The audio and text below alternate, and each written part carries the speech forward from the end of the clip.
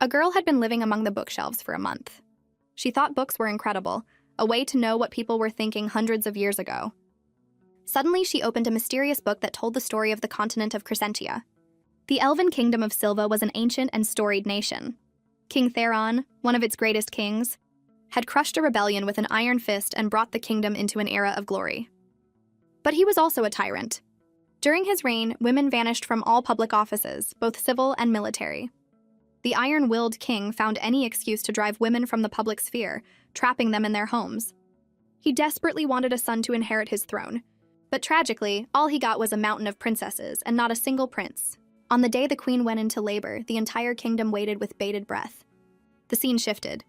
The girl, lost in her book, accidentally fell from a ladder. As the book hit the floor, a flash of light erupted, and the world started spinning around her. When she opened her eyes again, she was shocked. Why did this scene feel so real? And wow, the king was handsome. But the weirdest part was that she could hear everything they were saying. She had been transported into this world. And in a terrible twist of fate, she had been reborn as the queen's newborn baby. To make things even stranger, the queen also named her Cheryl. Yes, she was now an infant, and the very first thing the king did after picking her up was rip open her swaddling to check. In the plaza before the palace, the king held up an infant and announced to the people the birth of a prince. But that baby, the little prince receiving the nation's blessing, wasn't her. Back in the palace, Cheryl lay there completely miserable. "I'm the queen's baby," she wanted to scream. The queen looked just as helpless. The king had already announced to the world that he had a son, Prince Zayden. Poor Cheryl was now completely alone. It turned out the tyrannical king had swapped his own daughter with his younger brother's son. To keep the secret, he even had his brother and sister-in-law killed, and every person who knew the truth was placed under a magical binding. And as for Cheryl, she was about to be sent to the Divine Spire as a sacrifice. When the transported Cheryl learned all this, she was devastated. "This is a nightmare-level start. How am I supposed to survive this?" After taking care of everything, the king came to see his daughter. He looked down at the tiny infant with disdain and picked her up roughly. "Just this little thing. Not cute at all." Cheryl fumed silently. "You don't like me? Well, I don't like you either." The king turned and ordered coldly, "Bring Prince Zayden in. And you, queen, remember this. He is your child." Then he shot a disgusted look at the little princess. "As for her, send her to the Divine Spire." The so-called Divine Spire was a place of sacrifice. Anyone sent there was doomed to die, though it was said their souls would be claimed by the gods. The moment the baby princess heard this, she started wailing. "Give me a break. Are you even my dad? Who could be so cruel?" The queen broke down, sobbing hysterically. She begged frantically for her daughter's life. "Cheryl is my own child, your majesty. Please spare her. I'll send her far away. I swear no one will ever know who she is." Luckily, the cold-hearted king had a tiny sliver of mercy left. Before leaving, he muttered, "Just make sure I never see her again." A carriage slipped out of the palace quietly. In a remote corner of the city, the queen handed Cheryl over to a man. From that day on, they would live worlds apart, never to meet again. Though her heart was breaking, the queen had no other choice. And just like that, the newborn princess was sent away. A few days later, at a manor on the outskirts of a small town, a group of maids were whispering, "I heard the baron brought a baby home, but he already has 3 sons." "He has another kid out there? Men are all pigs. The poor lady of the house must be heartbroken." But in the baron's room, his wife sighed after reading a letter. "This child has truly had a bitter start in life." Suddenly, the door banged open, and in walked the baron's second son, Arden, the eldest, Mikhail, and the little troublemaker, Avery. They had heard from the servants that their father had brought home a baby. Baron Valerius took the opportunity. "Come here, all of you. You need to know about this. From this day forward, she is your little sister. Her name will be Cheryl Valerius." The second son, Arden, immediately lost it. "I'll never accept the child of some mistress. She has bad blood in her veins." Even the usually calm and composed eldest brother shot her an icy glare. Arden kept yelling at his father, "You're 50 years old, have some self-respect, you're disgracing our family." The little troublemaker, Avery, then dropped a bomb, asking their dad, "Who's the mistress?" The baron slapped his forehead. "Oh no, this misunderstanding has gotten way out of hand." His wife, who knew the truth, tried to explain. "I've already forgiven your father. Let's not speak of this again." Arden was furious. "Mom, he's not worth it. You should let the old man go live with his mistress." Seeing the situation spiraling, the Baroness spoke sternly. "Do not pursue this matter any further. No one is to speak of it again. All I know is that Cheryl is our child now." Arden looked like he was about to faint from rage. He stormed out, slamming the door behind him. The Baron and his wife sighed helplessly. It seemed the children weren't taking it well. But they owed an immense debt to a certain someone, and Cheryl's identity had to remain an absolute secret. So the Baron had to take the blame. And so little Cheryl settled into the Valerius household. Though her brothers hated her, everyone else was kind, especially the Baroness, who treated Cheryl as if she were her own. One day, the Baroness was carrying Cheryl for a walk in the garden. The little baby was happily soaking up the sun when she saw Arden playing with his dog, a Bichon Frise named Lucky. The sight of Cheryl in his mother's arms just made Arden angrier. He looked at the dog toy in his hand and an idea sparked. He threw it right at Cheryl's head, shouting, "Lucky, fetch!" The dog leaped towards the Baroness, and everyone screamed in panic. The Baroness stumbled, and Cheryl went flying out of her arms. Only then did a look of horror cross Arden's face. After a perfect arc, little Cheryl landed on the grass. It hurt so much she wanted to scream, "Ow! That really, really hurt." The Baroness quickly scooped her up, checking her frantically. "Oh my goodness, is that a bump on her head?" The Baron rushed over, asking anxiously, "How is Cheryl? What if she's hurt her head?" The little girl was crying her eyes out. "You think my head's hurt? I'm just in pain." After a thorough checkup by the doctor confirmed it was just a surface injury. Everyone breathed a sigh of relief. The Baroness angrily scolded Arden. "How could you do something like that?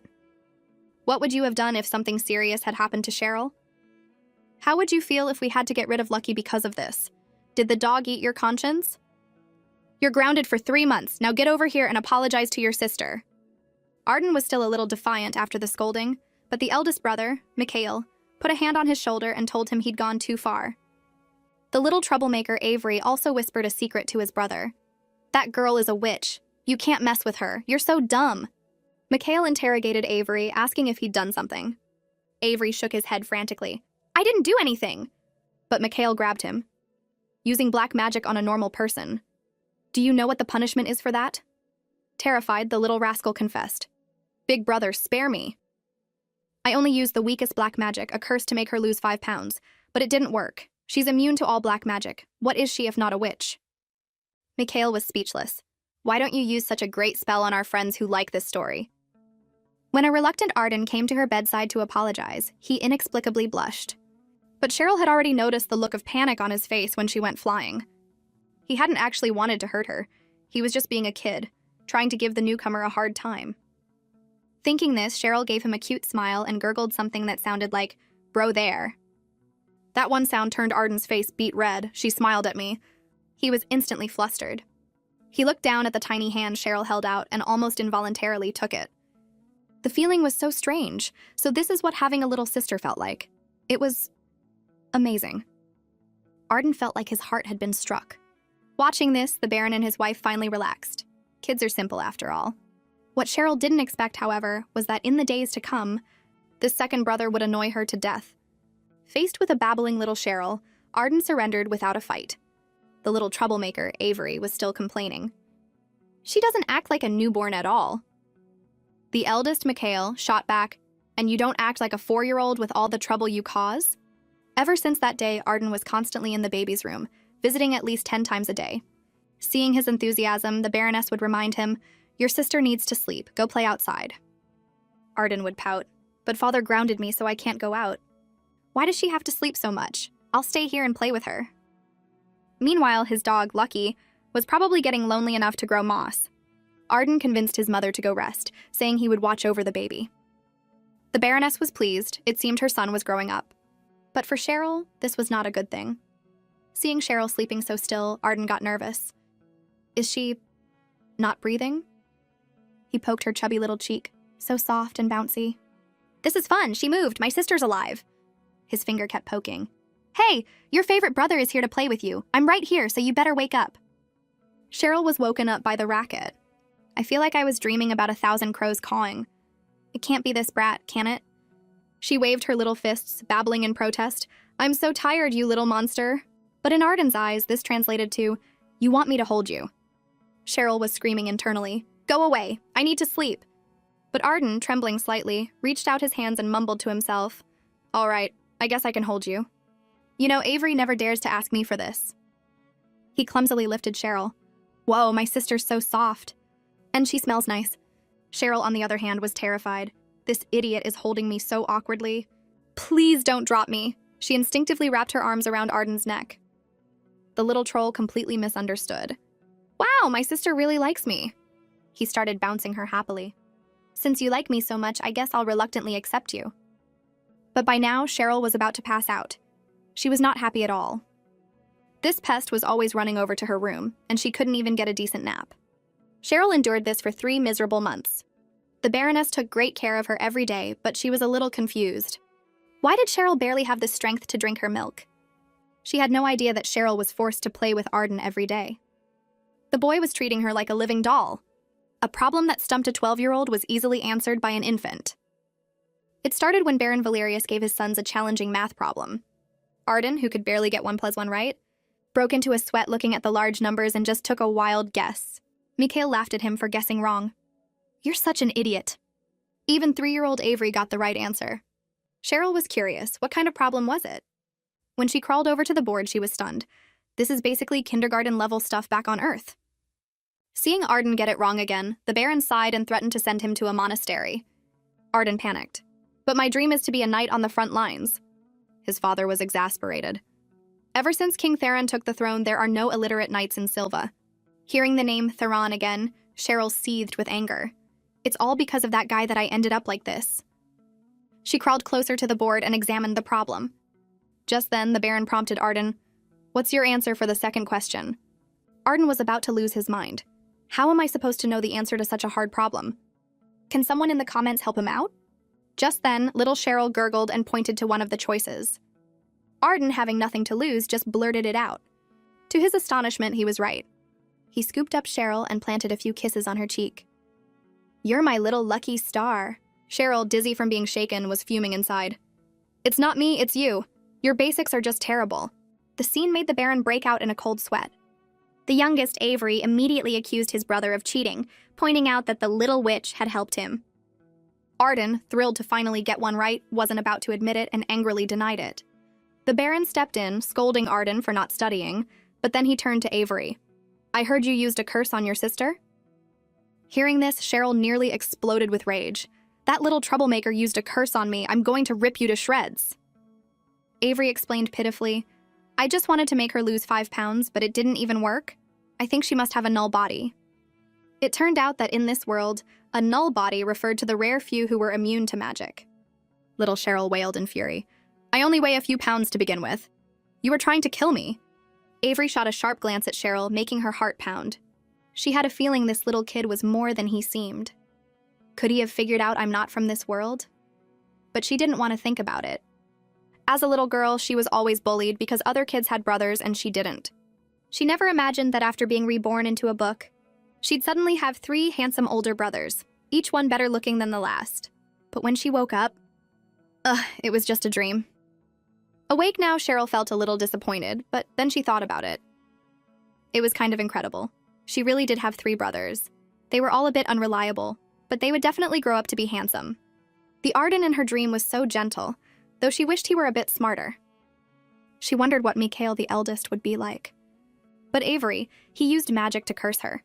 That kid would definitely not be a good brother. While she was lost in thought, the Baroness came to get her. They were going into town for supplies and wanted to take her along. After trying on 81 different outfits, they finally picked one just before Cheryl had a complete meltdown. Hearing about the trip, Arden immediately ran over. Whenever they went on a long trip, his mother was always generous with gifts. After being firmly told no, he shamelessly claimed that Cheryl would cry if he wasn't there. But the Baroness already knew that he'd been bothering Cheryl so much lately that the baby would probably be happier without him. After shaking off the annoying Arden, they finally made it to town. Looking at the architecture, Cheryl got a better sense of this world. Then she overheard passers-by talking about the divine spire. It seemed people in this world believed in gods, who were said to grant magical abilities. The little girl grew curious, wondering if she could learn magic herself.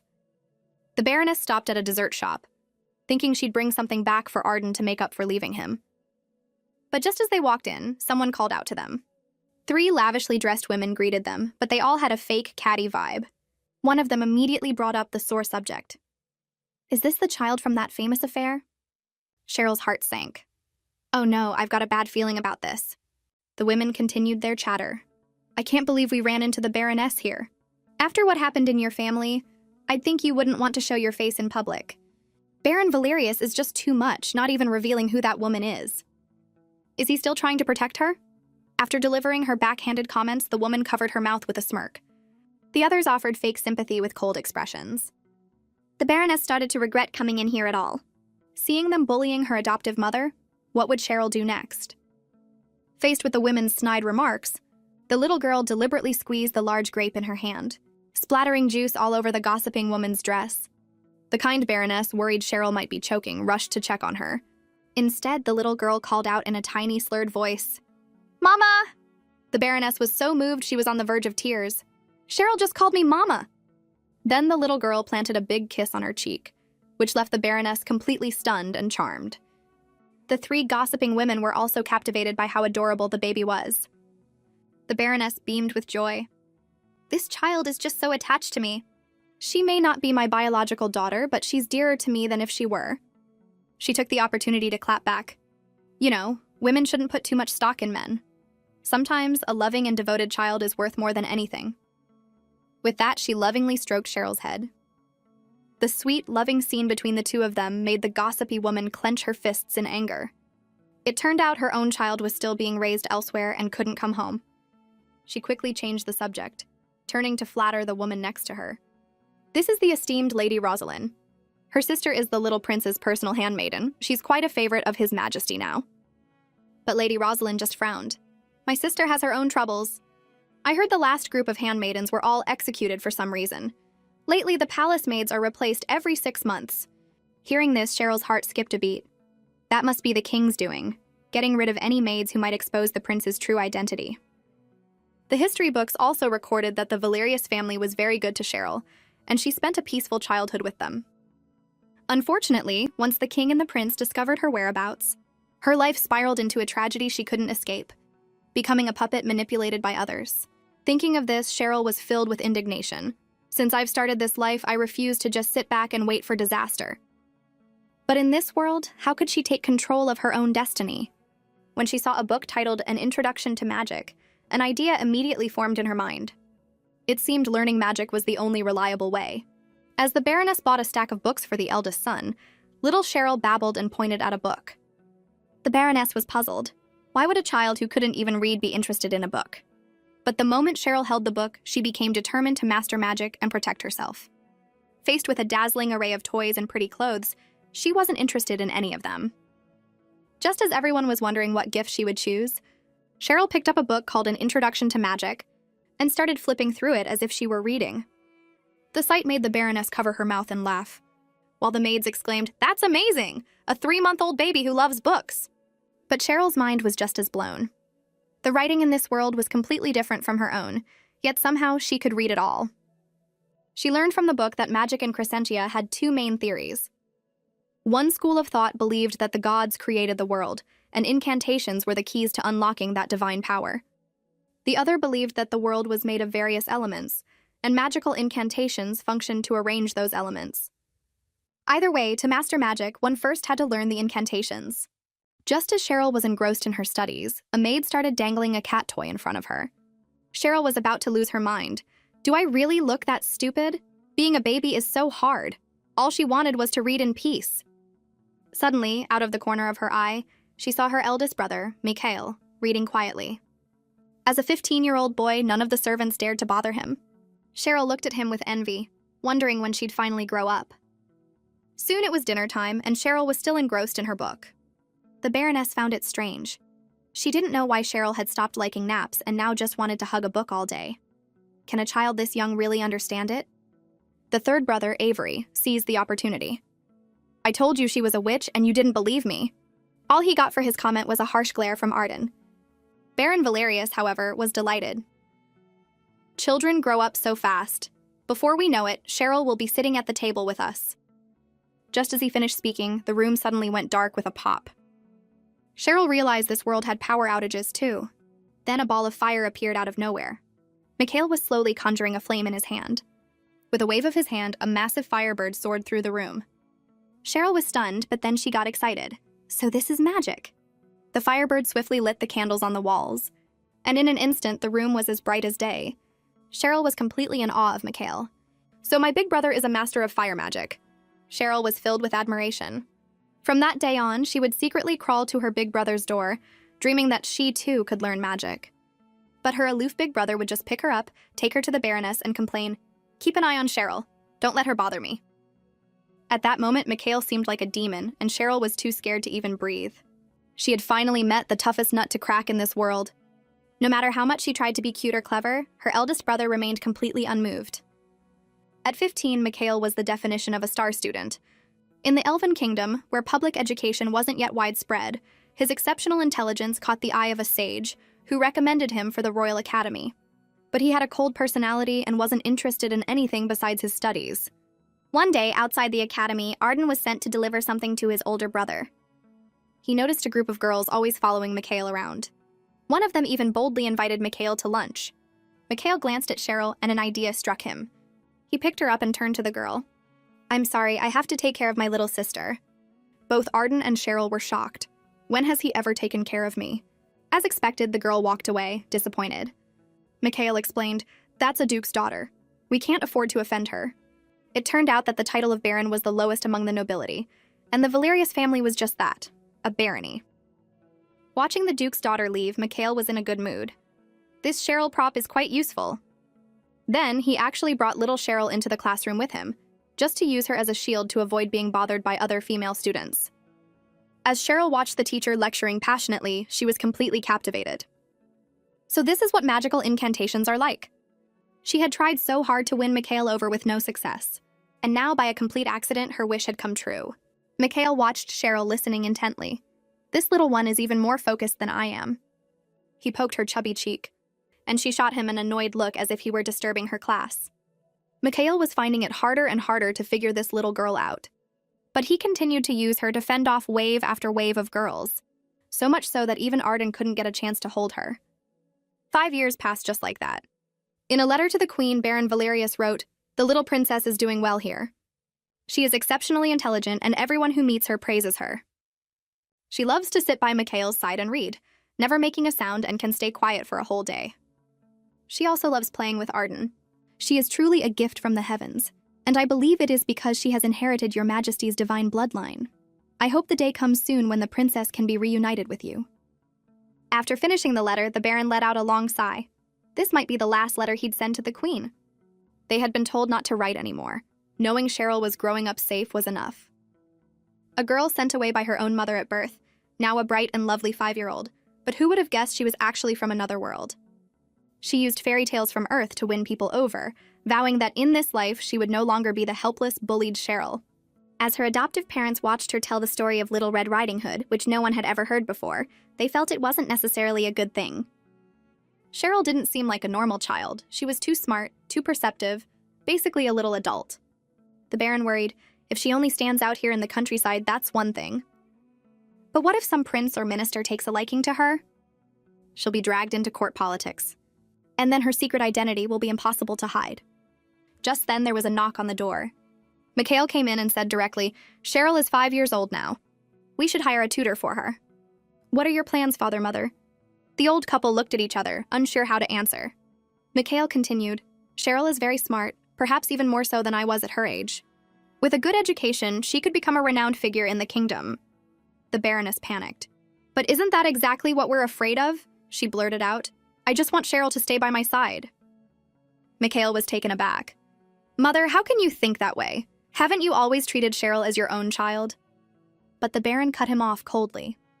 "Cheryl is still young. We'll discuss this later."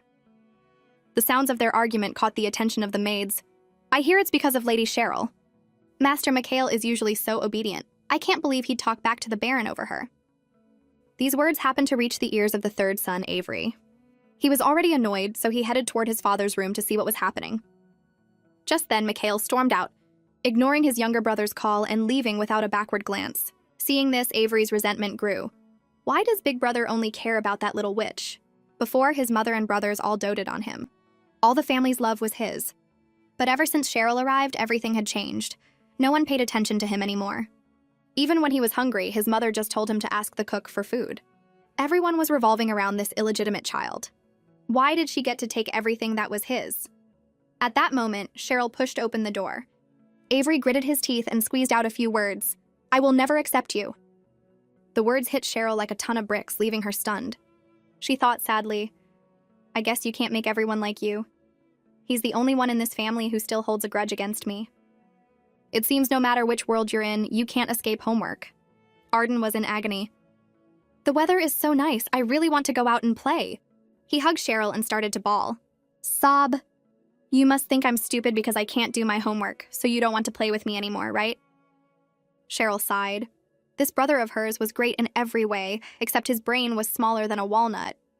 She had heard that Mikhail had argued with the Baron because of her. The Baron was probably worried that if she received a good education and was noticed by a high-ranking official, her identity might be exposed. And in the history books, she did indeed lose her life after her identity was revealed. But if she didn't get an education, she'd just be a weak, ordinary person. So Mikhail wasn't wrong, but Baron Valerius wasn't wrong either for trying to protect her. But she couldn't let them keep fighting over her. With that thought, she hurried to Mikhail's room to talk to her big brother, suggesting she could study on her own. The clever Mikhail saw right through her. "You're just saying that because you're afraid I'll fight with father again, aren't you? But have you thought about what people will say? They'll think you're being treated differently because you're an illegitimate child." But little Cheryl said, "I don't care what other people think. I know my father, mother, and brothers love me, and that's enough." Mikhail looked at her, surprised. "You're saying that I love you too?" The little girl replied confidently, "Of course." Mikhail affectionately patted her head. "Don't worry, I won't fight with them anymore. But just you wait, I have a plan." A few days later, a distinguished guest arrived at the manor. Cheryl peeked curiously from the doorway. It was the great scholar, Dr. Davies. He had come to ask Mikhail to be his graduate student, and eventually take a position in the field of education. He was here today to get the Baron and Baroness's opinion. Naturally, the couple was thrilled. Dr. Davies was a renowned scholar after all. As they were talking, a maid brought in a tray of fruit and accidentally bumped into the peeking Cheryl. Just as Cheryl started to apologize, Mikhail called her in. Cheryl was confused, wondering why he wanted her to come in. Mikhail introduced her to the scholar. "This is the little sister I told you about, Cheryl Valerius." This surprised Dr. Davies. I never thought the cool and distant Mikhail would be so fond of his little sister. Hearing this, Mikhail's expression turned serious again. "It's not that I'm fond of her, it's more like a meeting of minds. In time, you'll see that my sister is extraordinary." He then beckoned Cheryl over to greet Dr. Davies. When Cheryl heard the name Dr. Davies, her heart skipped a beat. This is the Grand Scholar of the Elven Kingdom, and a favorite of King Theron. But if I get involved with the royal court, my identity will be in danger. The only thing to do was to pretend she wasn't that exceptional. She immediately acted shy, a move that surprised her older brother. Baron Valerius, however, breathed a sigh of relief. "It's like this child knows exactly what I'm worried about." Mikhail picked up little Cheryl and tried to coach her. "You can recite the last 10 digits of pi, right?" But little Cheryl just whimpered, "Brother, I can't remember." Arden was devastated. "You're not my sister. Give me my real Cheryl back." As expected, Dr. Davies saw this and thought the child was nothing special after all, certainly not as brilliant as Mikhail had claimed. Having successfully bluffed her way through, Cheryl let out a long sigh. Now Dr. Davies wouldn't pay any attention to her, and the Valeriuses could relax. But they had just been talking about the Queen. She hadn't seen her mother since birth and had no idea how she was doing. She decided to sneak over and listen in. At that moment, they were discussing King Theron. In recent years, he has pacified all the border disputes and brought the Dark Elves and other clans under his rule. He is truly the greatest king in our kingdom's history, and with Queen Althea's gentle influence, she brings stability to the realm. Queen Althea is of noble birth, yet she is so kind and gracious. She is a blessing to our kingdom. A famous poet even wrote a poem in her praise. A beauty in the north, peerless and alone. The words slipped out before Cheryl could stop herself. "Oh no, I just subconsciously recited a poem from the history books." A round of applause broke the silence. Dr. Davies asked her kindly, "Little girl, how do you know that poem?" Cheryl had to play dumb again. "A traveling minstrel at the manor recited it once, and I just remembered it."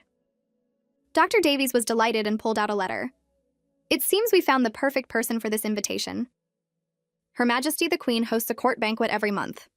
I'm sure she would be thrilled to know that a 5-year-old child knows the poem written in her honor." Little Cheryl held the invitation, unsure what to do, and looked to the Baron. The Baron thought that while it was risky for Cheryl to attend the banquet, it was being hosted by the Queen herself. It had been 5 years since the Queen had last seen Cheryl. This might be their only chance to reunite. Missing it could mean never seeing each other again. So he readily agreed. Dr. Davies was pleased. In that case, your whole family should prepare to be received by Her Majesty the Queen. Now 5 years later, the little princess finally has a chance to go to the palace and see her real mother. Her adoptive mother dressed her in a beautiful outfit, praising how pretty she looked. It had been 20 years since the Valerius family, once a prominent house, had been to the palace. Even the boisterous Arden was seriously choosing his clothes. A plain hat just won't do for a handsome face like mine. The cool and distant Mikhail was even practicing his court etiquette. The whole family was busy preparing, except for one person sulking in the corner. Avery, the little troublemaker, was still hostile toward Cheryl. But when Cheryl noticed him looking glum, she walked right up and invited him to come to the banquet with her. She thought, after I've been this nice, you have to give me some face, right? But the little brat just coldly replied, who wants to go? Cheryl was so annoyed. This little kid is so much trouble. Avery waved his hand dismissively and walked away, though he was thinking to himself, well, I guess it wouldn't hurt to go. Meanwhile, in the palace, Dr. Davies was trying to persuade the stubborn king to support his Universal Education Act. King Theron was skeptical. Are you saying commoners should receive the same education as royalty and nobility? Dr. Davies explained patiently, the royal family does indeed possess an extraordinary bloodline, but among the millions of commoners, there are some with remarkable talents. I have a student who is so exceptional, he surpasses even me. If we could cultivate more pillars of the state like him, it would be a blessing for our kingdom. The king nodded in agreement. Dr. Davies pressed his advantage. That student of mine has a younger sister. Technically, she isn't allowed to attend school, but she is truly talented. Before he could finish, the misogynistic Theron cut him off. Why does a woman need to study? Women should be at home, taking care of their husbands and children. Dr. Davies wouldn't give up. This child is truly different. At just 5 years old, she can recite obscure poems. Could we make an exception and allow her into the royal primary school? Besides, she is of noble birth. The Valerius family performed great deeds for the previous king. He then placed a portrait of Cheryl on the desk. Theron waved his hand impatiently. All right, I've heard you. You may leave. After Dr. Davies left, Theron picked up Cheryl's file with a frown, but he only glanced at it before tossing it into the trash. Soon the day of the Queen's banquet arrived. The Valerius family arrived as planned, and the prideful Avery had tagged along after all. As Cheryl looked at the magnificent palace, she felt a sense of familiarity. Is it my mother's scent? 5 years. She was finally back. Arden was bouncing with excitement, amazed by all the different people from foreign lands he'd never seen before. The cool and handsome Mikhail also became the center of attention, charming countless young ladies. But the Baron and his wife received some bad news. Her Majesty the Queen was feeling unwell and could not attend the banquet, so Cheryl wouldn't be able to see her real mother after all. Cheryl was deeply disappointed. The lively party meant nothing to her. She quietly tugged on the Baron's sleeve and said she needed to use the restroom. Feeling down, Cheryl wandered aimlessly. In the history books, the banished Cheryl never saw the Queen again. I really hope I can see my mother next time. But before she knew it, she had wandered far off. When she finally realized where she was, she panicked. Oh no, where am I? She was always getting lost in her past life. How did her terrible sense of direction follow her into this book? Staring down the empty corridor, Cheryl was terrified, her legs trembling. Suddenly, she heard a rustling sound behind her. She whirled around in fear and froze. A figure reached out a large hand to grab her, his voice booming, "Who are you? What are you doing here?" Cheryl was completely petrified, breaking out in a cold sweat and shaking uncontrollably. She remembered what the Baroness had told her, once inside the palace. Don't speak to anyone except the Queen. So she kept her mouth shut. But when she got a clear look at the person, she nearly died of fright. After a second of shock, she turned and ran for her life. Oh no, this is the worst luck. I ran into that pig, Theron. If he catches me, I'm dead. She pumped her little legs and ran as fast as she could, but suddenly, 5 burly men appeared in front of her. One of them grabbed her. Cheryl struggled to get away, but in the next second, she was brought before the king. Theron reached out and held her up, leaving her dangling in the air, unable to move. When she confirmed that the man in front of her was indeed Theron, her face instantly turned pale with fear. Theron stared at her with cold, hard eyes, a look that could kill. Cheryl clenched her fists, trying hard not to cry, but the terrifying pressure radiating from him was overwhelming. He was like a devil. Insolent brat trespassing in a restricted area of the palace. Do you know that disturbing His Majesty is a capital offense? She backs away in fear, trying to escape. But a guard grabs her and starts dragging her off to be fed to the wolves. She tearfully reaches out to her father for mercy, but all she gets is a cold "kill her." With a final snap, it's game over. Because no one liked this story, Cheryl's journey has ended prematurely. You're all responsible. But when she snapped out of it, Cheryl was surprised to find that it was all just her imagination. She looked up at her father in terror. What do I do? Is he going to kill me? He probably doesn't recognize me, so it should be fine, right? But she couldn't stop shaking. King Theron was a little surprised by her expression. What a pathetic sight, this poor child. Scared, weak, and lost, like a homeless stray. He turned and ordered displeasedly, "Find out where this child came from." A subordinate immediately replied, "Today is Her Majesty's banquet. The child probably wandered off from there." "She has offended Your Majesty. I will have her taken away and executed immediately." But Theron uncharacteristically said, "That won't be necessary. Just send her back." So why do you all think Theron let Cheryl go? Back at the palace banquet hall, little Cheryl was escorted back by the king's personal guard. As they marched majestically through the crowd, people who didn't know what was going on started whispering. "Whose child is that? What a grand entrance!" Someone with sharp eyes exclaimed, "Those look like the king's royal guards. That kid is so lucky." Cheryl nearly stumbled hearing that. "Lucky? You call almost losing my head lucky?" As the guards left, Cheryl let out a huge sigh of relief. The Baroness and her brother rushed over anxiously. "Oh, Cheryl, we thought you were lost." Cheryl could only explain, "I got lost and a guard brought me back." She didn't tell them about meeting King Theron, afraid of worrying them. But no matter what, it seemed she had survived this time. Ever since Cheryl came back from the palace, she had been refusing to get out of bed. The memory of her father's fierce gaze filled her with anxiety. A constant sense of unease made her feel like she was on pins and needles. The Valerius family was very worried about her. It seemed like something was weighing on Cheryl's mind, and she wasn't her usual cheerful self. Mikhail analyzed the situation with concern. Cheryl has never been one to slack off like this. Is she sick? Her troll of a brother just said, "My sister must be possessed," and got his head smacked by his mom. But the intelligent young man thought back to the banquet. Cheryl had been brought back by the king's personal guard. Could something have happened at the palace? Meanwhile, in the palace, King Theron was lost in thought. His eyes happened to glance at the trash can. He lifted his hand and snapped his fingers. Cheryl's file flew out of the bin and landed in his hand. It turned out the king was a powerful mage. When he saw Cheryl's portrait, Theron was a bit surprised. "So this is that pathetic little stray I met." The next day in the headmaster's office. As soon as Mikhail walked in, Dr. Davies greeted him with good news. "I've finally managed to arrange what you asked of me. His Majesty the King has agreed to let your sister Cheryl enroll in the Royal Primary School. But don't get too excited. The king wants to interview her himself." When Mikhail got home, he shared the news with Cheryl. Hearing that her own father wanted to interview her, Cheryl nearly had a breakdown. "Some great brother you are. You're basically throwing me to the wolves." But the oblivious Mikhail was still encouraging her. "Congratulations, Cheryl." Cheryl was on the verge of tears. Is this really where my story ends? At a meeting with the kingdom's nobles, they were furious when they heard they were expected to fund schools for commoners. Why do commoners need to learn to read? They just need to work for us. That old fool Davies should be hanged. King Theron listened to their selfish arguments with deep disdain. Just then, a guard reminded him, "The little girl you scheduled for an interview has arrived." After being brought into the palace by a maid, Cheryl was simply left alone. Just let her wait here by herself. The silent palace made the little girl nervous. I wish Mikhail were here. 10 minutes passed and still no one came. Cheryl was about to cry from fear. But all this time, King Theron was watching her from above. A guard suggested, "Should we send a maid to her? She seems a little scared." Theron replied with amusement, "No need. She is scared, that's true. She's fearful, weak, and lost. But she also has a calmness beyond her years. She's an interesting little thing. Let's go down and see her." Hearing footsteps, Cheryl was about to hide. But when she saw who it was, her eyes went wide with terror. "Theron?" She quickly composed herself and stammered a greeting to the king.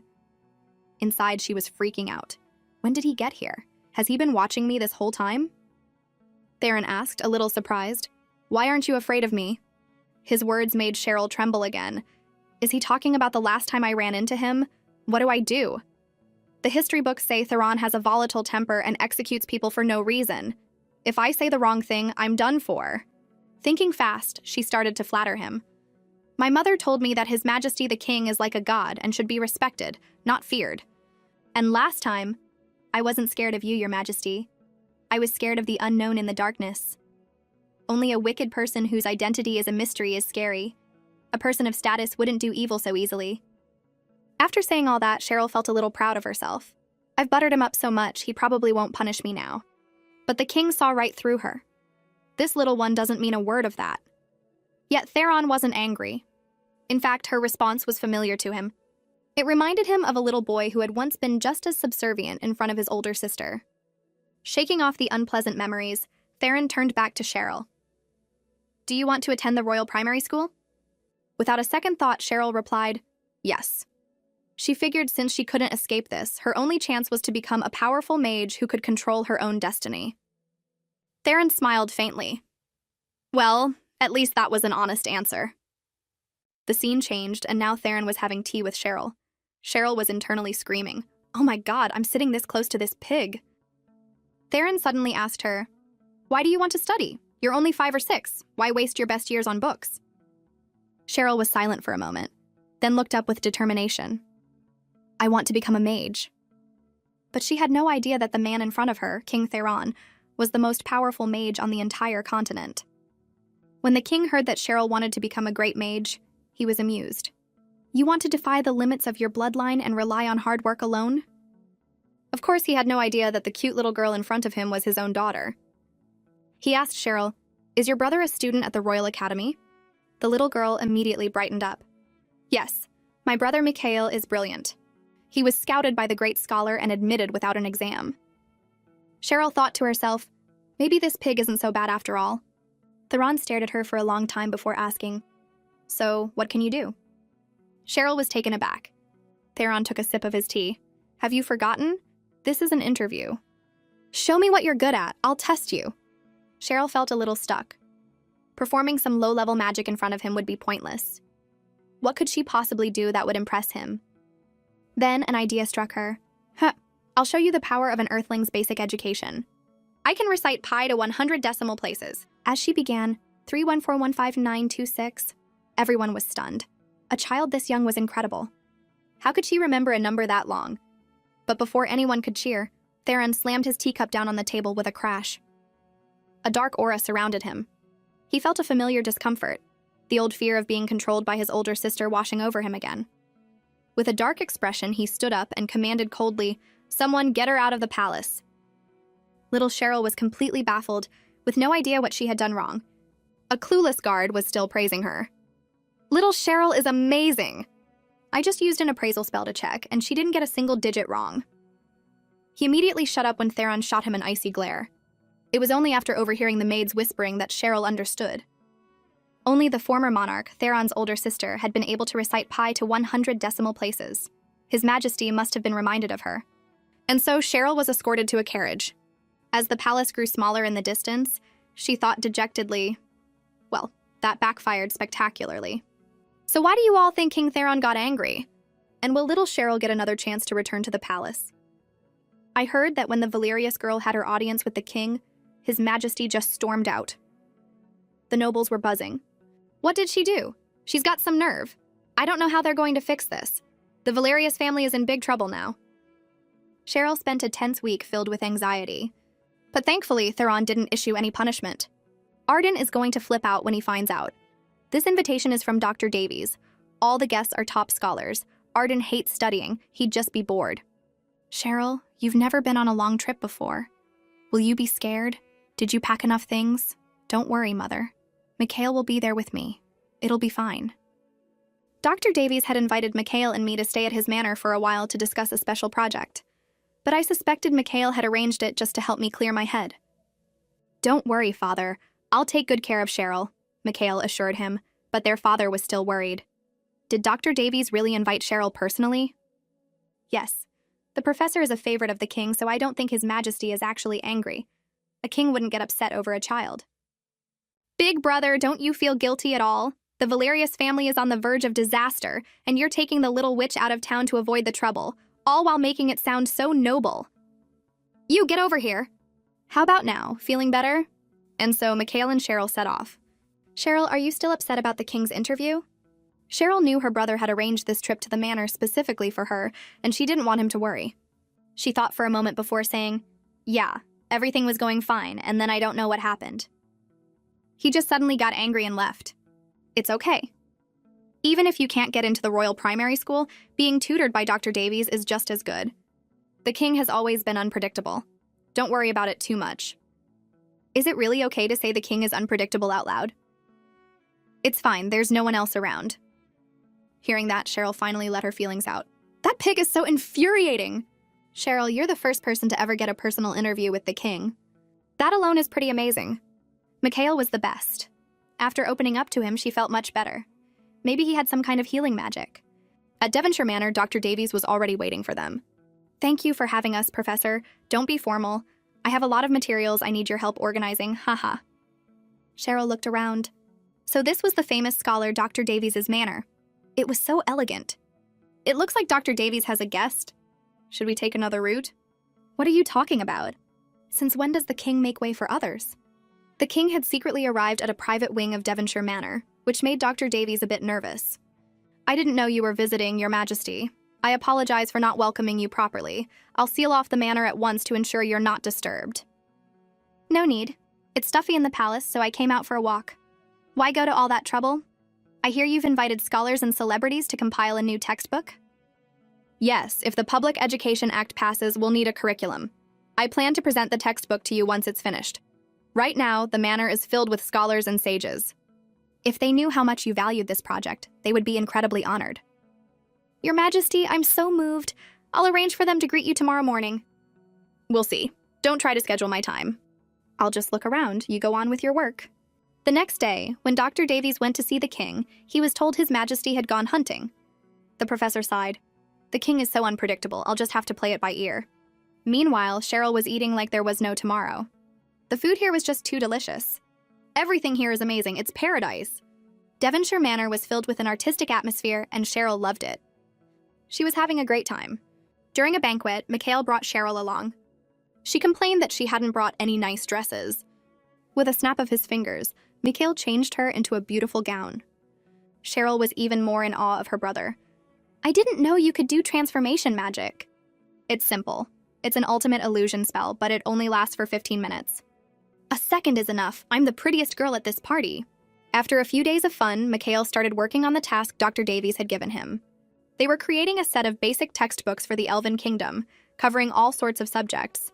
Mikhail suggested adding the ancient Elven language, but not making it too complex. Dr. Davies agreed, but they were stuck on a name for the textbook series.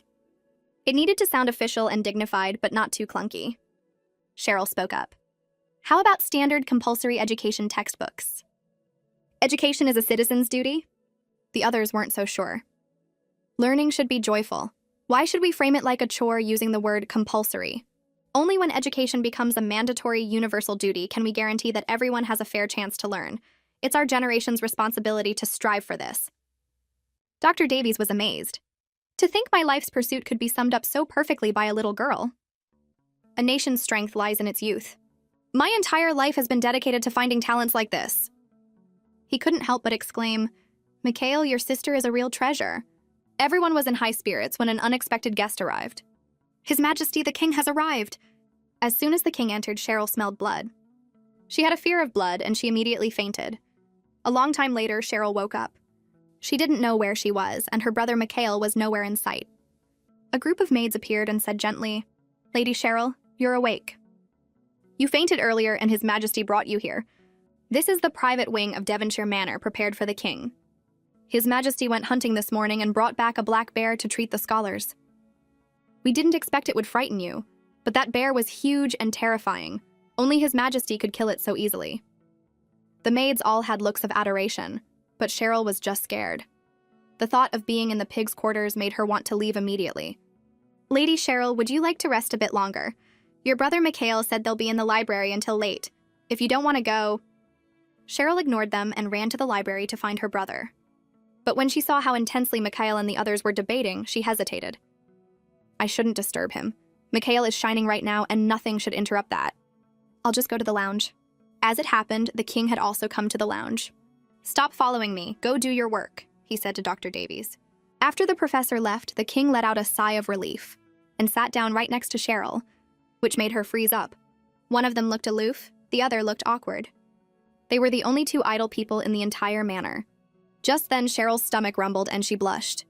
She wanted to reach for some food, but she was too short. After hesitating, she finally walked up to the king.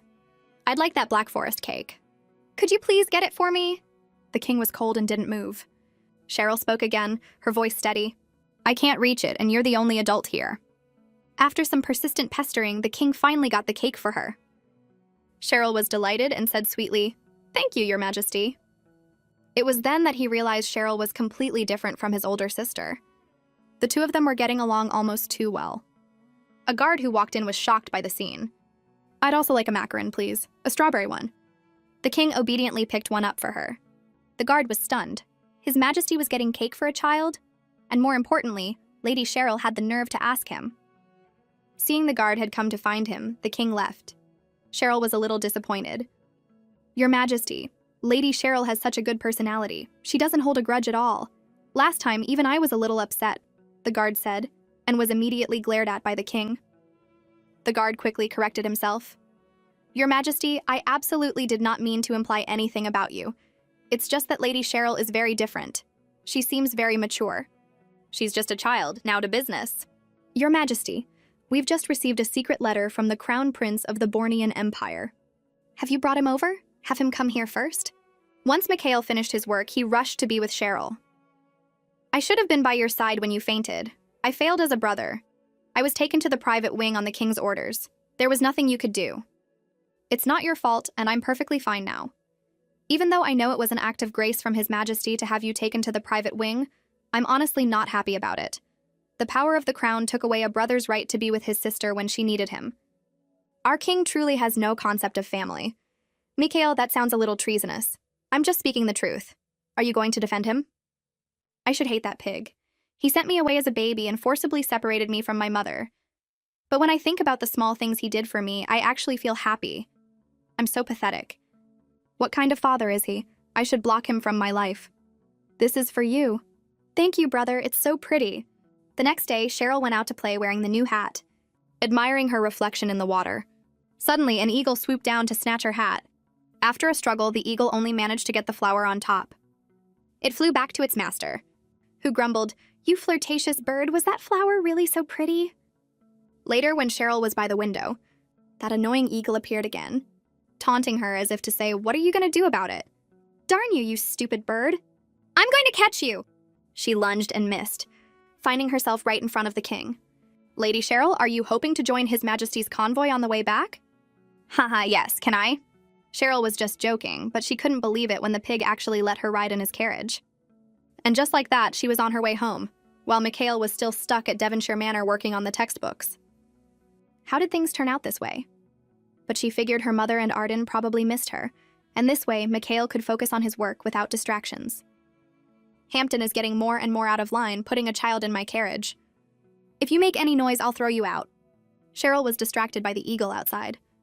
Who's in that other carriage? Someone important enough to travel with the king's convoy? I didn't hear about anyone else accompanying him at the manor. Mom! Dad, I'm here! Where are you? The king, seeing the child next to him had fallen asleep, couldn't help but watch her. He reached out and held her small hand. Suddenly, there was a loud bang. Assassins! Protect His Majesty! Cheryl was jolted awake just in time to see someone being killed. The king quickly covered her eyes. Don't look! A hissing sound came from outside, and a giant venomous snake appeared. The serpent attacked, causing widespread damage. Seeing the situation was dire, the king stepped forward and launched an attack. Mere insects, kill them all! A guard went to the other carriage and asked carefully, Are you all right? I'm fine, you were well prepared. His Majesty has been preparing for this ever since he received the letter from Crown Prince Kale. Our elven kingdom may not be a large country, but we don't lack for talented mages. What about the child? Lady Cheryl, are you all right? You're such a coward, it's over, you can open your eyes now. It was a child's voice. Cheryl opened her eyes and saw blood. The next second, she fainted. This freaked out the prince. Whoa, what's going on? Lady Cheryl, she faints at the sight of blood. Oh. The prince hesitated for a moment before gathering Cheryl into his arms. Lady Cheryl, I'm returning to my duties now. Until next time. Thank you, Your Majesty, and thank you, Hampton. Mom, Dad, brothers, I'm home. Cheryl, you're finally back. Life must have been so boring without your second brother around. Look at you. You've gotten thinner. Oh, I missed you so much. The third brother, Avery, scoffed from the side. Could you be any more dramatic? After returning home, Cheryl couldn't shake the feeling that besides the pig and Hampton, she had seen someone else that day. Was it the person from the other carriage? Why do you smell of black magic? Avery asked as soon as she walked in. Dark magic? It must have been from that giant snake. But Cheryl decided to tease her brother. Everyone who knows that secret is dead. That scared Avery so much he stumbled backward. Seeing his cute reaction made Cheryl laugh. That's for always trying to scare me. Now we're even. Something about this Cheryl feels different. Meanwhile, in the king's chambers, His Majesty was changing clothes. Hampton reported, the welcoming ceremony and banquet for the guest from the Bornean Empire are scheduled for next Wednesday. Her Majesty the Queen will not be able to attend. The king didn't say a word, but everyone in the room was terrified. After a long pause, he finally said softly, let her be. Then who will you be escorting? No one. Without the Queen, can I not attend on my own? Since when does the Holy King require a female companion? Yes, Your Majesty. This is the guest list for the banquet. Please review it. Andy is also inviting people. Yes, Cheryl's name was on the list. The little brat. The king changed his mind. I'll take Lady Pamelia. Have her bring Princess Alara to the welcoming banquet. At the Valerius Manor, Cheryl was writing a letter to Mikhail. Dear Mikhail, you'll never guess how I got back to the manor. On the way, we ran into... She paused. Her mind was a mess, and she wasn't sure if she should write about it. Tap, tap, there was a sound at the window, but when Cheryl looked, there was nothing there. Was I hearing things? I must be overthinking things. You're so slow, why don't you look up? I'm not a creep, you know? What's with that look? I just came to apologize for making you faint last time. Forget it, I'll just talk to you at the banquet. At the banquet, Cheryl's grand entrance had everyone talking. Who is that? Why is she getting VIP treatment? Wow, even the dukes didn't get special treatment today. I heard the main event tonight is welcoming the guest from the Bornean Empire. Do you think she could be their princess? Cheryl was speechless. These people have wild imaginations. His Majesty the King has arrived. With him was Princess Alara, technically Theron's youngest daughter. I can't believe it. His Majesty brought Lady Pamelia. He's never escorted one of his consorts to an event like this before. I know, right? It looks like Lady Pamelia is finally getting her moment. There are only 2 consorts left in the harem, after all. What's going on? Where is the queen? I heard that to pray for the little prince, the queen has devoted herself to the gods and has gone to the divine spire. What? The queen is in the divine spire? A queen imprisoned in a holy tower serving the gods? She's not doing it for the little prince. He's not even her son. She's doing it for me, Mom. This is also the first time His Majesty has brought Princess Alara out in public like this, right? I thought His Majesty only cared about the little prince. I guess that's not true. Father, Alara would like to dance for you. As Alara danced, Cheryl was in no mood to watch. She was slipping away when she bumped into the prince who had come to greet her. He said her name, and Cheryl was confused. Do you know me? The prince's heart broke. Are you an idiot? We were less than an inch apart last time, and now you're acting like you've never seen me before. You really are something else. Cheryl wasn't listening, her gaze fixed on Princess Alara. The prince noticed. Are you jealous of her? Do all you girls have a princess dream? Being in the spotlight, endless beautiful dresses? Cheryl didn't answer, lost in thought. The prince stammered, actually, being a princess in the Elven Kingdom isn't all that great. If you came back with me... Forget it, let's not talk about it, let's start over. My name is Andy. Your Highness, are you here? His Majesty the King is waiting to introduce you to the guests. All right, I'm coming, I'll be right back. Who is this guy? Cheryl wondered. Are we supposed to be friends? Back in the ballroom, everyone was buzzing. So that's the young prince from the Bornean Empire. He's so handsome. Is he really the prince? Of course. Why else would he get this kind of treatment?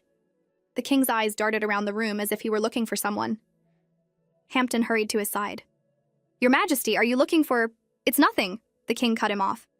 But he found another way to ask. Are there no children here tonight? Andy and Alara will need playmates for the masquerade ball later. Your Majesty, are you perhaps asking about Lady Cheryl? I miss her too. I saw her just a moment ago but didn't get a chance to say hello.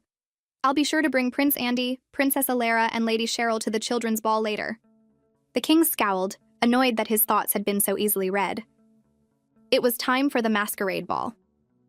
In the royal court, this was a tradition meant to dissolve the boundaries of rank, a time for everyone to interact with love and sincerity, and to have fun without restraint. Even the children were no exception. The history books never mentioned Cheryl meeting the queen, so her mother must have already entered the divine spire in her original life. Is there any way to get into the spire and see her? Lost in thought, Cheryl accidentally bumped into Princess Alara, knocking her over. I'm so sorry, are you okay? You hurt me, so as an apology, you can go change into a servant's dress. We're about the same size, and we're both wearing masks. What if someone mistakes you for me? Cheryl, who had felt guilty a second ago, was now furious. What are you talking about? How about you bump into me and you can go change into the queen's robes? I think I'd be pretty upset if someone mistook you for me, too. You? The two girls glared at each other, neither willing to back down. Hey, I've been looking all over for you. This is for you. Cheryl grinned mischievously. Do you know who I am? Princess Alara pushed Cheryl aside. Andy, my dear brother, you were looking for me, weren't you? She preened, certain he had mistaken the other girl for her. How could a nobleman from the Bornean Empire give a flower crown to her? Andy, may I have a flower crown too? Andy looked confused. And you are? Alara took off her mask and asked again, her eyes welling with tears. Andy stumbled back, panicked. Hey, don't cry! Cheryl rolled her eyes. Ugh, what a classic clueless guy. All right, stop pretending, Cheryl said, handing the crown to Alara. Here, I didn't really want it anyway. What did you say? Nothing, don't worry about it. As Cheryl walked away, Andy rushed after her. Wait, Cheryl, that flower crown is an elven thing. Let me give you this instead. Why would you give it to me? No, thank you. Behind them, Alara watched, fuming. Just then, Lady Pamelia walked over. Alara, what's wrong? Alara put on a pathetic, wronged expression. Lady Pamelia's voice turned to ice. Who bullied you? No one. No one bullied me. Cheryl was still refusing the gift, and Andy still didn't understand why he was so insistent. Idiot, there is no why. It's yours now, and if you dare refuse it, I'll just throw it away. He forcefully placed the bracelet on her wrist. Fine, you're such a moody kid. How old are you anyway? My lady, please come this way. A guest is asking for you. Who is it? What do they want? The next second, someone grabbed Cheryl and clamped a hand over her mouth. No, this can't be happening. I have to do something. That's it, Fireball. She launched the spell. The attacker didn't have time to react and Cheryl broke free. I was just going to teach you a lesson, but I didn't expect you to fight back. In that case, sorry, time to die. It's over, I can't block it. Just in the nick of time, Andy appeared and saved her. Are you okay? I'm fine. Are you hurt? Just a scratch. You stay right here and don't move. A human puppet? Soul sacrifice magic? Interesting. Who are you to be using my Bornean Empire's forbidden arts? Andy attacked, forcing the puppet back. He refused to let it escape and gave chase. Soon, a group of people rushed over, drawn by the noise. Lady Pamelia sounded annoyed. What's going on? What's all the shouting for? Cheryl said anxiously. There was a monster. Andy chased after it. He's in danger. What are you talking about? How could there be a monster in the palace? Guards, take her away. She doesn't believe me. What do I do? Just then, the king arrived. Cheryl felt a surge of fear. No one believes me. That pig probably won't believe me either. Is something going to happen to Andy? To her surprise, the king gently stroked her head and asked softly, What did you see? Everyone around them was stunned. They had never seen His Majesty be so gentle. Were you scared? What kind of monster was it? It looked like a servant at first, but then it turned into a horrible monster. Andy said it was a human puppet. They ran in that direction.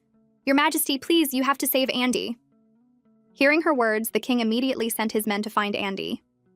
Andy saved me from the monster and chased after it. Is the monster strong? Will he be okay? He'll be fine. Get some rest. The human puppet is a secret art from the Bornean Empire. We detected 4 types of magical energy at the scene. Besides Andy and the puppet, there was also a fireball spell. In that case, the fireball must have been Cheryl's. This might not be so simple. Crown Prince Kale has likely opened a teleportation gate and will be here in person tonight.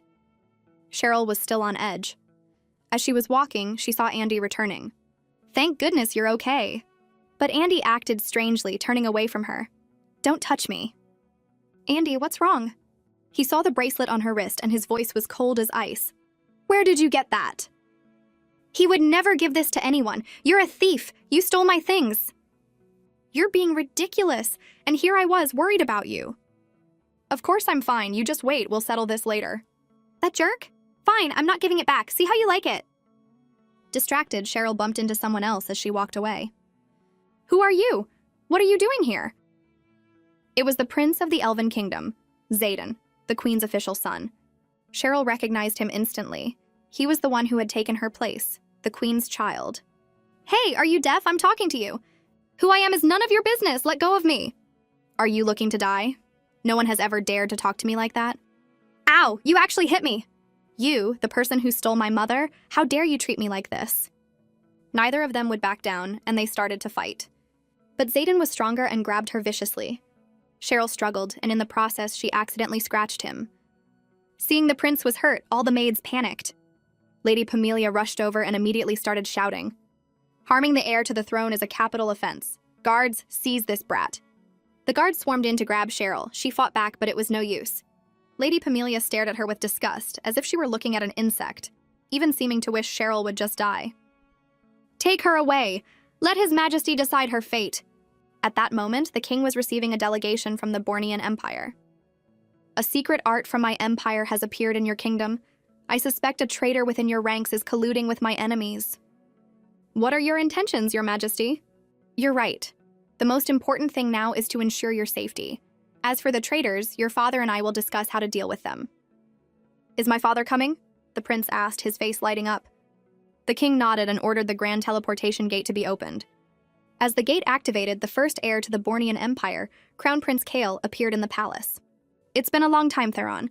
My worthless son has caused you trouble. Father, I think you're the one causing me trouble. You haven't even inherited the throne yet, and your son almost got himself killed. You brat, what are you saying? Just then, a servant came to report to the king about Prince Xaden. In the council hall, Lady Pamelia was weeping dramatically while Crown Prince Kale watched with the air of someone enjoying a good show. Your Majesty, I failed to protect the prince. I have failed the trust of you and the queen. I deserve to die for letting Prince Xaden be harmed. What happened? Xaden, you're this old and you can't even win a fight against a girl?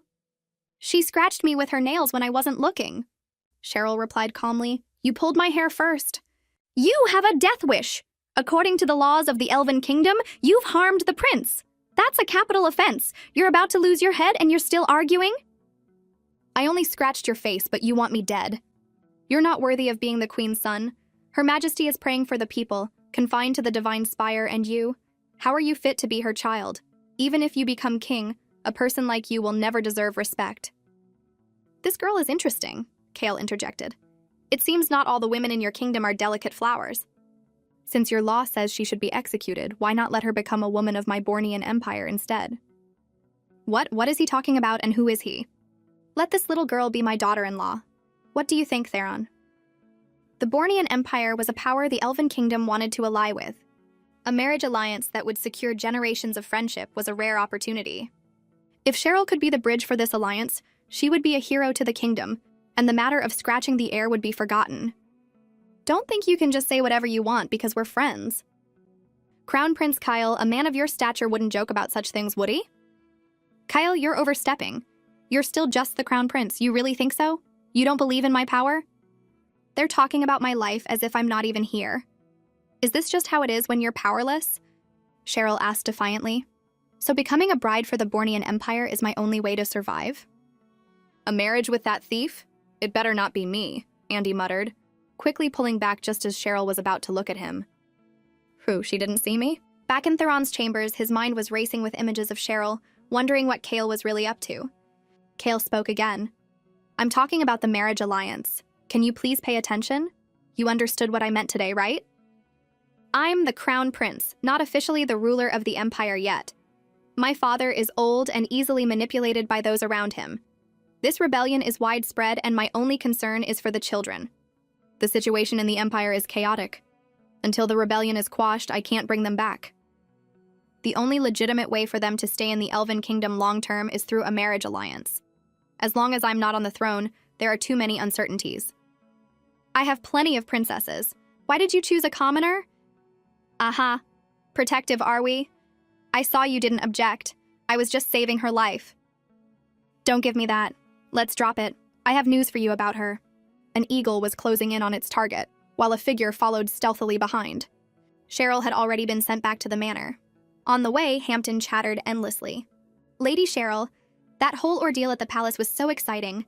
I heard you're about to become a princess of the Bornean Empire. What wonderful news.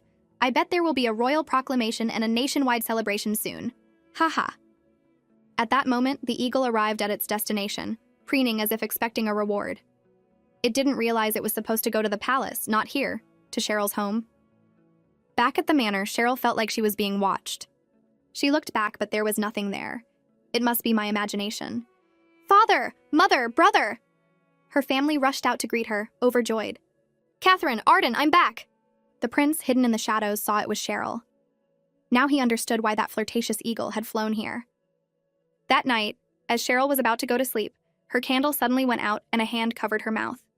She was about to fight back when Andy revealed himself. What are you doing? Trying to scare me again? It's the middle of the night. Are you crazy? She pushed him, and because of his injury, he stumbled and fell to the floor, clutching his wound and shivering. Cheryl realized it was the wound from their fight. He risked his life to save me. Was he cold to me before just because we were in front of people? She asked with concern. Are you okay? I'm fine. I was a bit reckless, almost messed up. But see, I'm alive and kicking. Seeing Bornean's secret arts in the Elven Palace, I thought I could catch the person right away, but I didn't expect a monster of that level. By the way, I'm starving. Got any food? It was late, and after a long search, Cheryl only found a few scraps. Andy didn't care what it was and started stuffing his face. He asked her to contact the king for him or get him a carriage. Slow down, I can ask Baron Valerius. He might be able to help. I'm just a kid. No, you can't tell anyone. My location has to be a secret. I can't trust anyone easily. I only trust you, Cheryl. Cheryl, who are you talking to? Hearing someone approach, they both tensed up. Who is he? Avery had found them.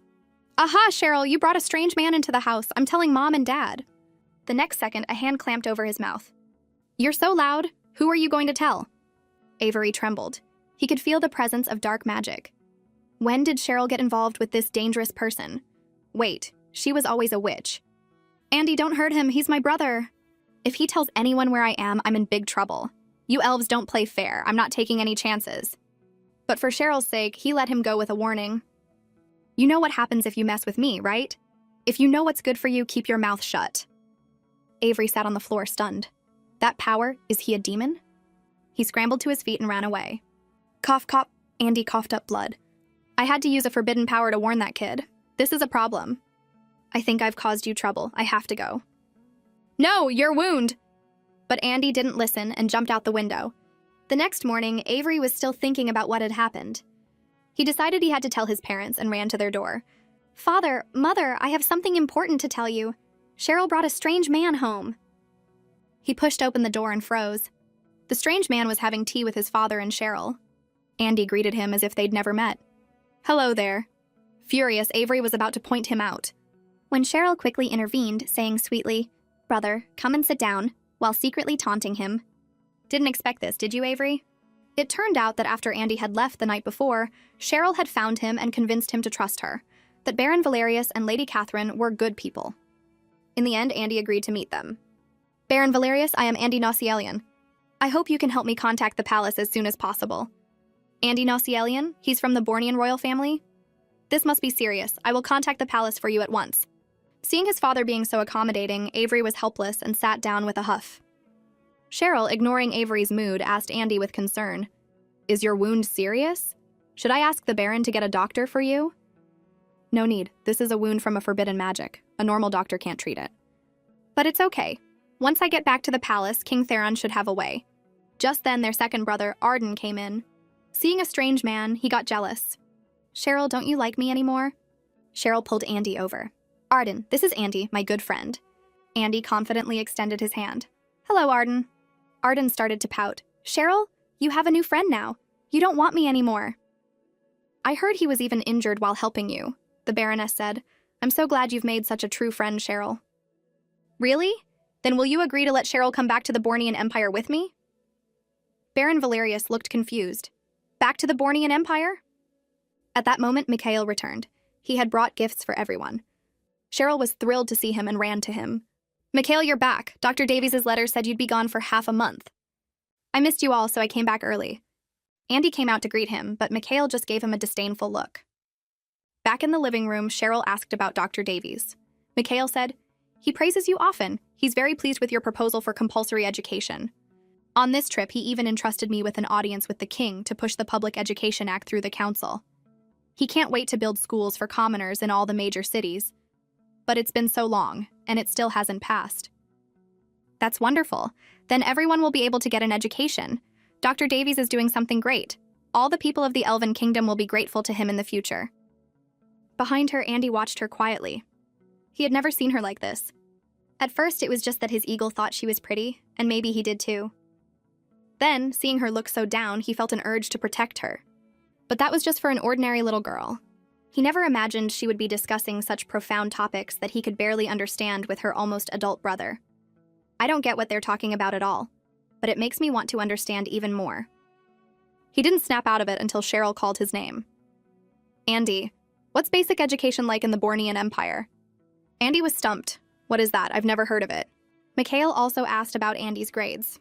"How are you doing in school? Do you get straight A's?" Avery popped up from the side to mock him. "You're not illiterate, are you?" Hearing this, Arden started to whine again, taking it personally. "I knew you looked down on me," Mikhail quickly reassured him. "It's all right. Once the city schools are built, you can go and study hard. What's the use of crying about it now?" "Mikhail, let me introduce you. This is Andy, a friend I made at the palace.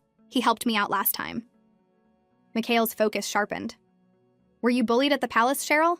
"No, it was just a small misunderstanding. Don't worry, brother." This only made Mikhail more concerned. Cheryl had clearly been through something. He then noticed her hand was intertwined with Andy's and neatly separated them. Avery started tattling again. "Big brother, this guy is bad news. He has the aura of black magic on him. And Cheryl had it on her last time too. What's their secret?" "Nonsense, the black magic aura is because I was attacked. You're not imagining me as some dark mage, are you?" "My name is Andy. I am definitely not some dark mage who can't see the light of day. I came from the Bornean Empire at the invitation of the Elven King. I heard a rebellion broke out in the Bornean Empire and hasn't been suppressed for months." "You were sent to the Elven Kingdom by Crown Prince Kyle, weren't you?" "I also heard King Theron is eager to help the Crown Prince quell the rebellion to form a 100-year alliance between our two nations." How does he know all this? Is this what it means to be a top student?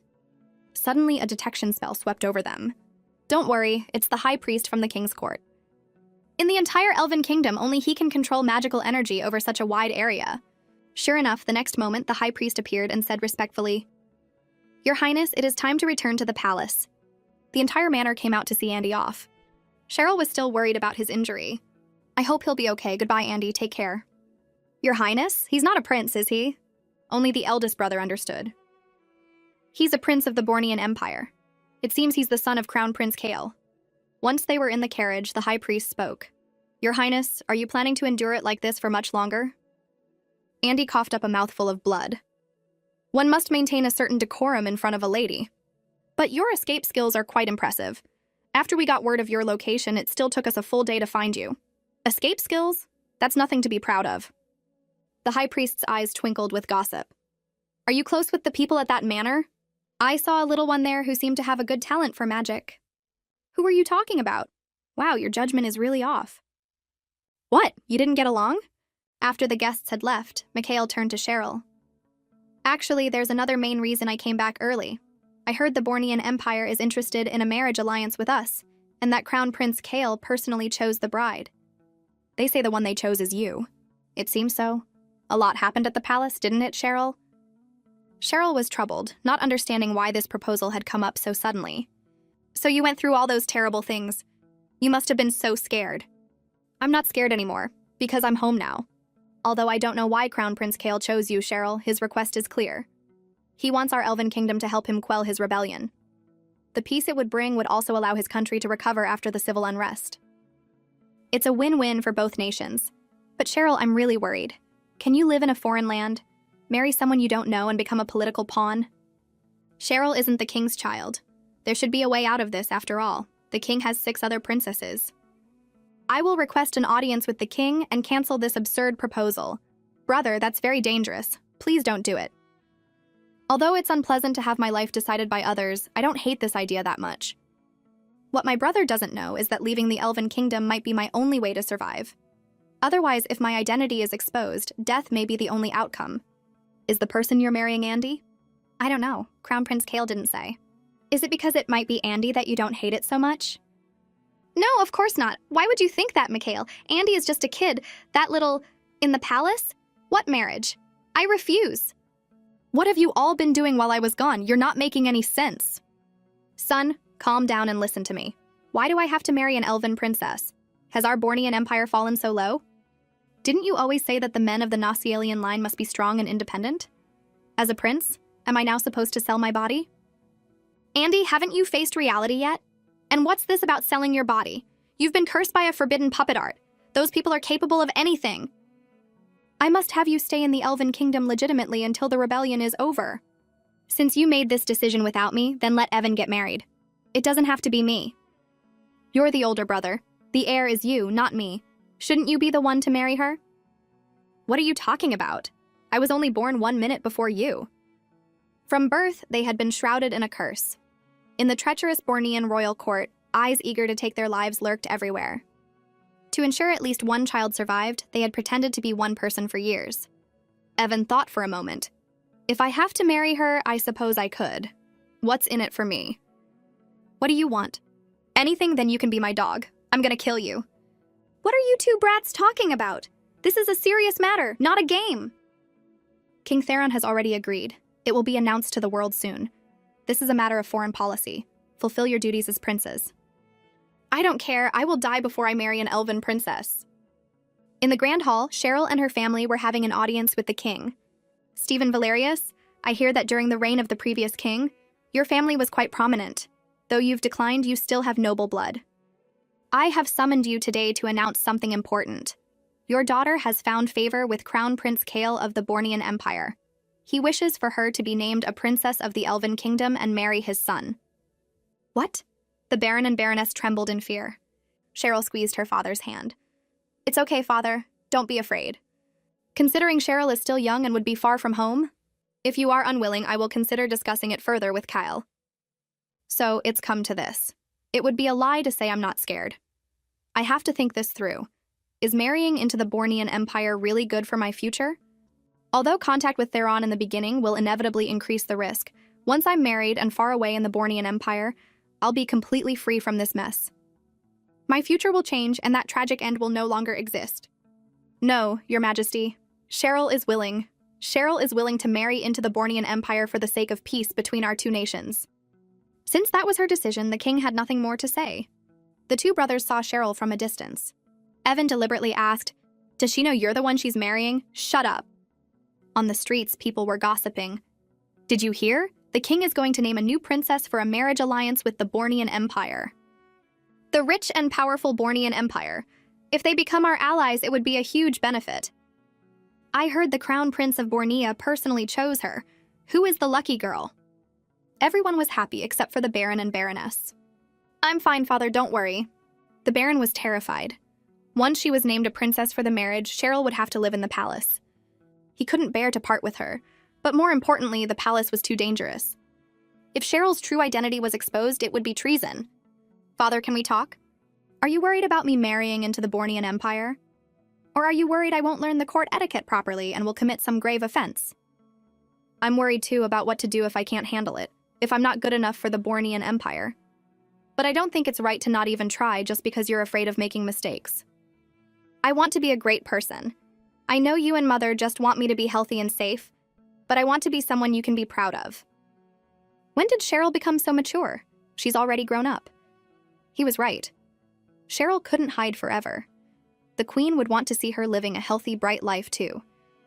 He had to be strong as well, face the difficulties, and hope that one day he could seek justice for the Queen and for Princess Cheryl. Father, actually, I made a mistake at the palace last time. It was Crown Prince Kale who saved me. I think he likes me. He won't let me be mistreated. Please don't worry. I'll be fine. A few days later, she was officially named Princess Cherie. It was proclaimed throughout the land that upon reaching adulthood, she would marry into the Bornean Empire to bless the Elven Kingdom. Princess Cherie will bring 100 years of peace to the Elven Kingdom! After the ceremony, Princess Cherie and the Bornean Crown Prince's heir were supposed to hold a meeting to officially announce their engagement. However, the ceremony was delayed, and to everyone's shock, the Bornean prince was a no-show. The crowd erupted in whispers. Did he run away from the marriage? Everyone was talking, leaving Cheryl standing there alone and embarrassed. Meanwhile, in a corner of the palace, Evan, help me out this one time. I'll repay you later. Who wants to marry this princess? The eagle squawked. Right? Evan was speechless. My brother is such an idiot, he doesn't even know who he's supposed to marry. If I actually married that girl, would he lose his mind? That might be interesting. In the banquet hall? Did the Bornean Empire break the agreement? Prince Andy is usually so easygoing. I never thought he'd be so decisive. Well, the Nausialian family. Why would they be satisfied with a marriage to a common girl? But wasn't she personally chosen by the crown prince?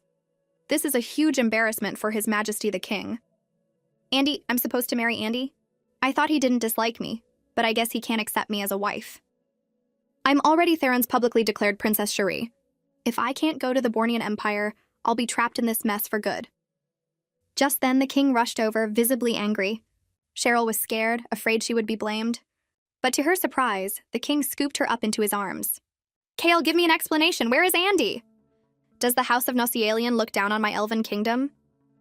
A misunderstanding, a misunderstanding. My son was suddenly struck with a terrible illness and couldn't attend the ceremony. The king's eyes were murderous. Cheryl realized, is he protecting me? Your Majesty. Still calling me Your Majesty? Father. Why am I blushing, she thought. He's not a good person at all. Crown Prince Kale quickly smoothed things over. Cherie, my dear daughter-in-law, you're not angry, are you? If you don't resolve this, I'm not taking care of your son anymore. Kale returned to his temporary residence, absolutely furious. That damn brat Andy, is he trying to kill me? Where's Evan? I'll just have Evan take his place for the ceremony. His Highness Evan is also missing. Those two rebels. Find them. The search for Prince Andy and Prince Evan began. Right now, they were hiding on a rooftop using an invisibility ring.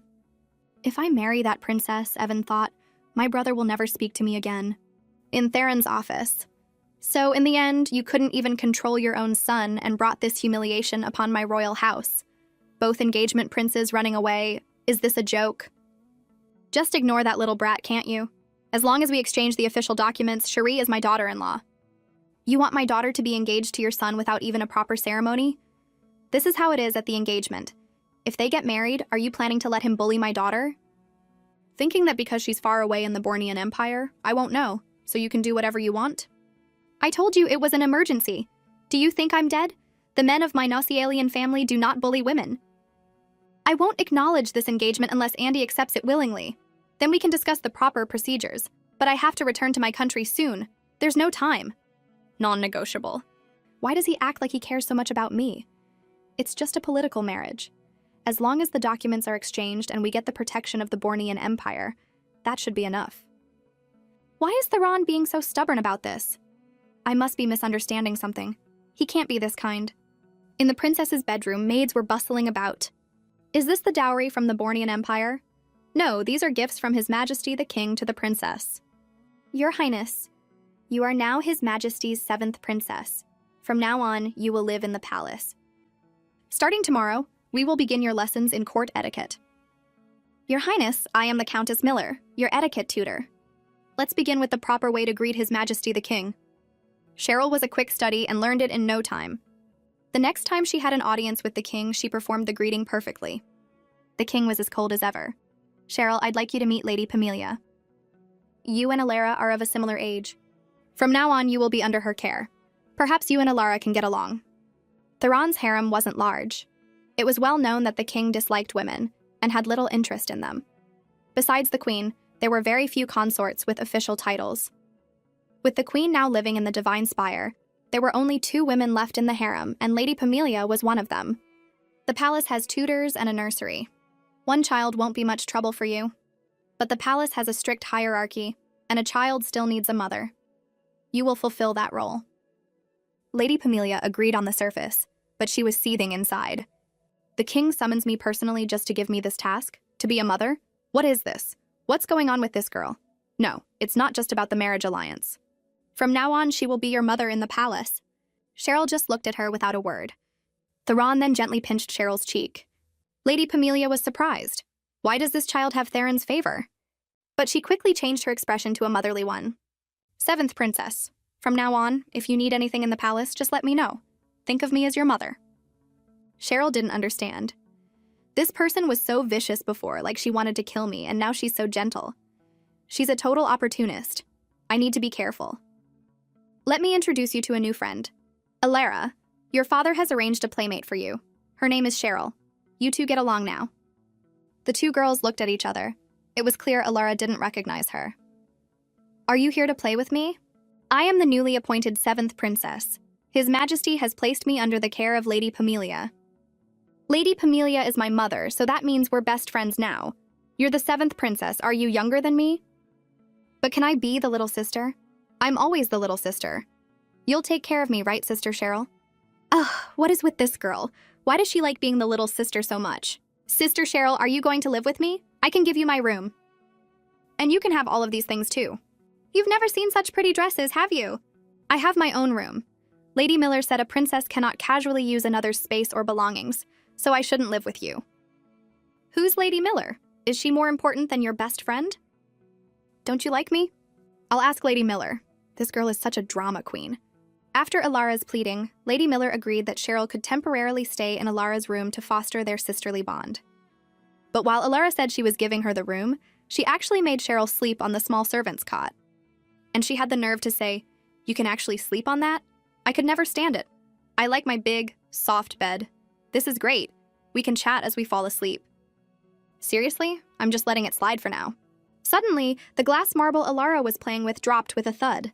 Cheryl opened her eyes, annoyed. Oh, sister, I dropped my marble. Can you get it for me? Why are you playing with marbles in bed? Are you a dog? Cheryl fumbled under the bed for a while and finally found the marble. Thanks, sister, you're the best. Cheryl sighed. This girl is treating me like a servant. Whatever. I'm new to the palace. I don't want to cause trouble. The next day, looking at a room full of beautiful clothes, Cheryl was skeptical. Is this little drama queen really letting me wear all of this? But even though Alara said her wardrobe was open to her, the maids only dared to bring out the dresses Alara didn't like. I knew it, but I don't really care. Do you like these clothes, sister? Come play a game with me. In the back garden during their game, Cheryl accidentally slapped Alara. The king, hearing the commotion, rushed over. Alara was crying while Cheryl said nothing. What happened? What did you two do? I didn't mean to cry. It hurts. Alara sobbed, peeking at the king's reaction. 10 minutes earlier, they had been playing a game. Alara's hand slipped and her glass marble fell into the water. Sister, it fell. Get it for me. It fell into the mud. I can't get it. It's too dangerous. You always get it for me. Don't you like me anymore? No, I can't get it this time. You'll get hurt. I want my ball. Get it for me. The child was throwing a tantrum. Cheryl turned to leave. Alara grabbed her hair, refusing to let go. You're my best friend. You have to get it for me. In the ensuing struggle, Alara tried to push her into the water. And that's when Cheryl slapped her. Theron looked at Cheryl. Why aren't you saying anything? Alara, seeing the look on the king's face, smirked. Father, it hurts. Take Alara and treat the wound on her face. Seeing Theron's blank expression, Cheryl was scared. But he just patted her head. What? You think staying silent will get you what you want? If you don't explain, aren't you afraid I'll punish you? You're really not going to defend yourself? A person should always fight for their own best interests, shouldn't they? The way you are now, so lost and hesitant, how are you going to survive in the Bornean palace? Are you just going to let people bully you? No, it's just, would you even listen to my explanation? I saw everything. And besides, I am your father. Of course I'm willing to listen to my daughter's explanation. You can tell me anything, and you can make reasonable requests. Cheryl was surprised he would say that. Theron pulled her into an embrace, and tears streamed down her face. Are you crying? Tears can be a tool to gain sympathy. But crying is only useful in front of your father. Don't think showing weakness is the answer to everything. In front of others, you must be strong and brave. You must not let anyone bully you, even if you have to resort to any means necessary. Otherwise, I can't send you to the Bornean Empire with peace of mind. Cheryl was so moved, she hugged him and cried even harder. Afterward, even knowing Theron was only being kind to her because of the marriage alliance, she couldn't help but feel attached to a father like this. I wish I had never read the history books, never known the truth. I want to embrace his love without a second thought, even if it's self-deception, even if it leads to ruin. But reality quickly pulled her back. You hit me and you dare to come back? How did father punish you? You think I'll forgive you just because you look so pathetic? You actually hit me. I will never forgive you. Don't even think about sleeping in the same room as me. With that, she slammed the door. Cheryl stood alone in the vast hall. She wandered aimlessly until she found herself in a dark, creepy place filled with strange noises. She remembered the rumors about Theron's harem, that the deep palace held terrible secrets. Why were Theron's children born to different consorts, yet there were only 2 in the palace? The others had simply vanished. She pushed open a door, wanting to see what was inside, but was quickly stopped. This is a forbidden area. The 7th princess is not allowed to enter. Please do not come here again. Let's go back. She still wanted to know what was behind the door, why it was forbidden. All right, it's late. Rest now and don't wander around. Defeated, Cheryl had to go back to bed. But as soon as she was gone, her eyes snapped open again. She had to know what secret that place held. Theron, are you a gentle father or a bloodthirsty demon? The next day, Cheryl was wandering around, looking for the door from the previous night. Instead, she ran into Andy, who was actually Evan. Andy, I thought you'd apologize when you saw me again. Running away from our engagement caused me a lot of trouble. I thought you'd be happy if I called it off. Don't tell me you actually want to marry me. You're being childish. This alliance is a choice made by 2 countries for their mutual benefit. It has nothing to do with whether I want to marry you or not. So for you, it doesn't matter who you marry? You can interpret it that way if you want. Something's off about this Andy. He's different. You're interesting, but poor big brother. Cheryl, what are you 2 doing together? It was Alara. You hit me yesterday and now you're playing with someone else. You're ignoring me. He's the one ignoring me. Stop being so unreasonable. I get it. You're getting married because you're being bullied here, so you can't wait to leave, right? What's it to you? Mind your own business. If you beg me, I might be willing to help you. The 2 of them were talking back and forth, completely ignoring Alara. Ugh, they're ignoring me. Meanwhile, in Lady Pamelia's chambers, she was frantically searching for her lustrous pearl. Speak, who saw it? Alara remembered the pearl she had dropped in the water, and her mother's anger. Alara, did you take the lustrous pearl? To avoid punishment, Alara lied and blamed Cheryl. She took it. I didn't lose the lustrous pearl. I don't even know what that is. It's all right. I'll just have a little look inside your mind, and then I'll know if you're telling the truth. The Earth Truth Beast was a divine creature summoned by magic. It fed on human dreams and was attuned to a person's consciousness. Once it entered your body, you had no secrets. This is the Earth Truth Beast Mikhail told me about. If it gets me, my identity will be exposed. Absolutely not. Cheryl, get it! Your Highness, you can't go that way. It's a forbidden area. Stop! Cheryl ran and ran until she saw that door again. Her foot slipped and she fell through it. A voice echoed from inside and all the maids dropped to their knees in terror. The door slammed shut on its own, leaving Cheryl alone and terrified. It was completely silent. Then the king walked out. No one has come in here for a long time. I'm sorry, I didn't mean to disturb you. They were chasing me and I was scared, so I ran in here. So this was what was behind the door. The so-called forbidden area was a place Theron didn't allow anyone to enter. It was a memorial room for the previous king. These portraits must be of his family. His eyes are so sad, like he's telling a story of loneliness. It looks like you've gotten yourself into trouble. They said I took the lustrous pearl, but I didn't. Is that so? The voice sounded skeptical. It really wasn't me. Everyone knows the lustrous pearl was a gift from you to Lady Pamelia. Even if I took it, I'd just have to hide it.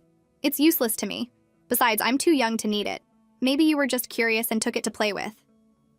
I'm not interested in such frivolous things. You're just like her, so sharp-tongued. Her? You mean the previous king, your older sister? I'm nothing like her. You're not supposed to like her, are you? No one is allowed in this room, yet you stand here alone with them. The edges of this portrait next to you are worn, which means you miss her. You can't help but touch it. But this other painting, it's in a more prominent spot, yet it's covered in dust, meaning you rarely even look at it. She must have been a terrible person. Just because I hate someone, does that make them a terrible person? Yes, because, Father, you're actually a gentle person. I have people I hate too. I'll keep your secret. I won't tell anyone. Theron took her hand. You said before you wanted to study, right? Yes. Will you let me go to school? Not outside the palace. You can study here. You're not interested in frivolous things, are you? Study hard so you don't get into trouble all the time. A month later, Cheryl enrolled in the Royal Primary School.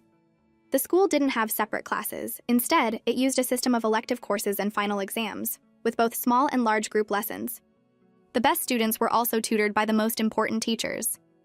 The moment she walked in, she saw that annoying prince surrounded by a crowd of fawning students. The Royal Primary School was originally a place for royal children and their companions. After the council passed Dr. Davies's bill and secular schools were established throughout the land, the royal school also began to admit children recommended by nobles and scholars, becoming a model for the new secular schools. It was said that because Prince Zayden liked a lively atmosphere, the king decided to expand enrollment.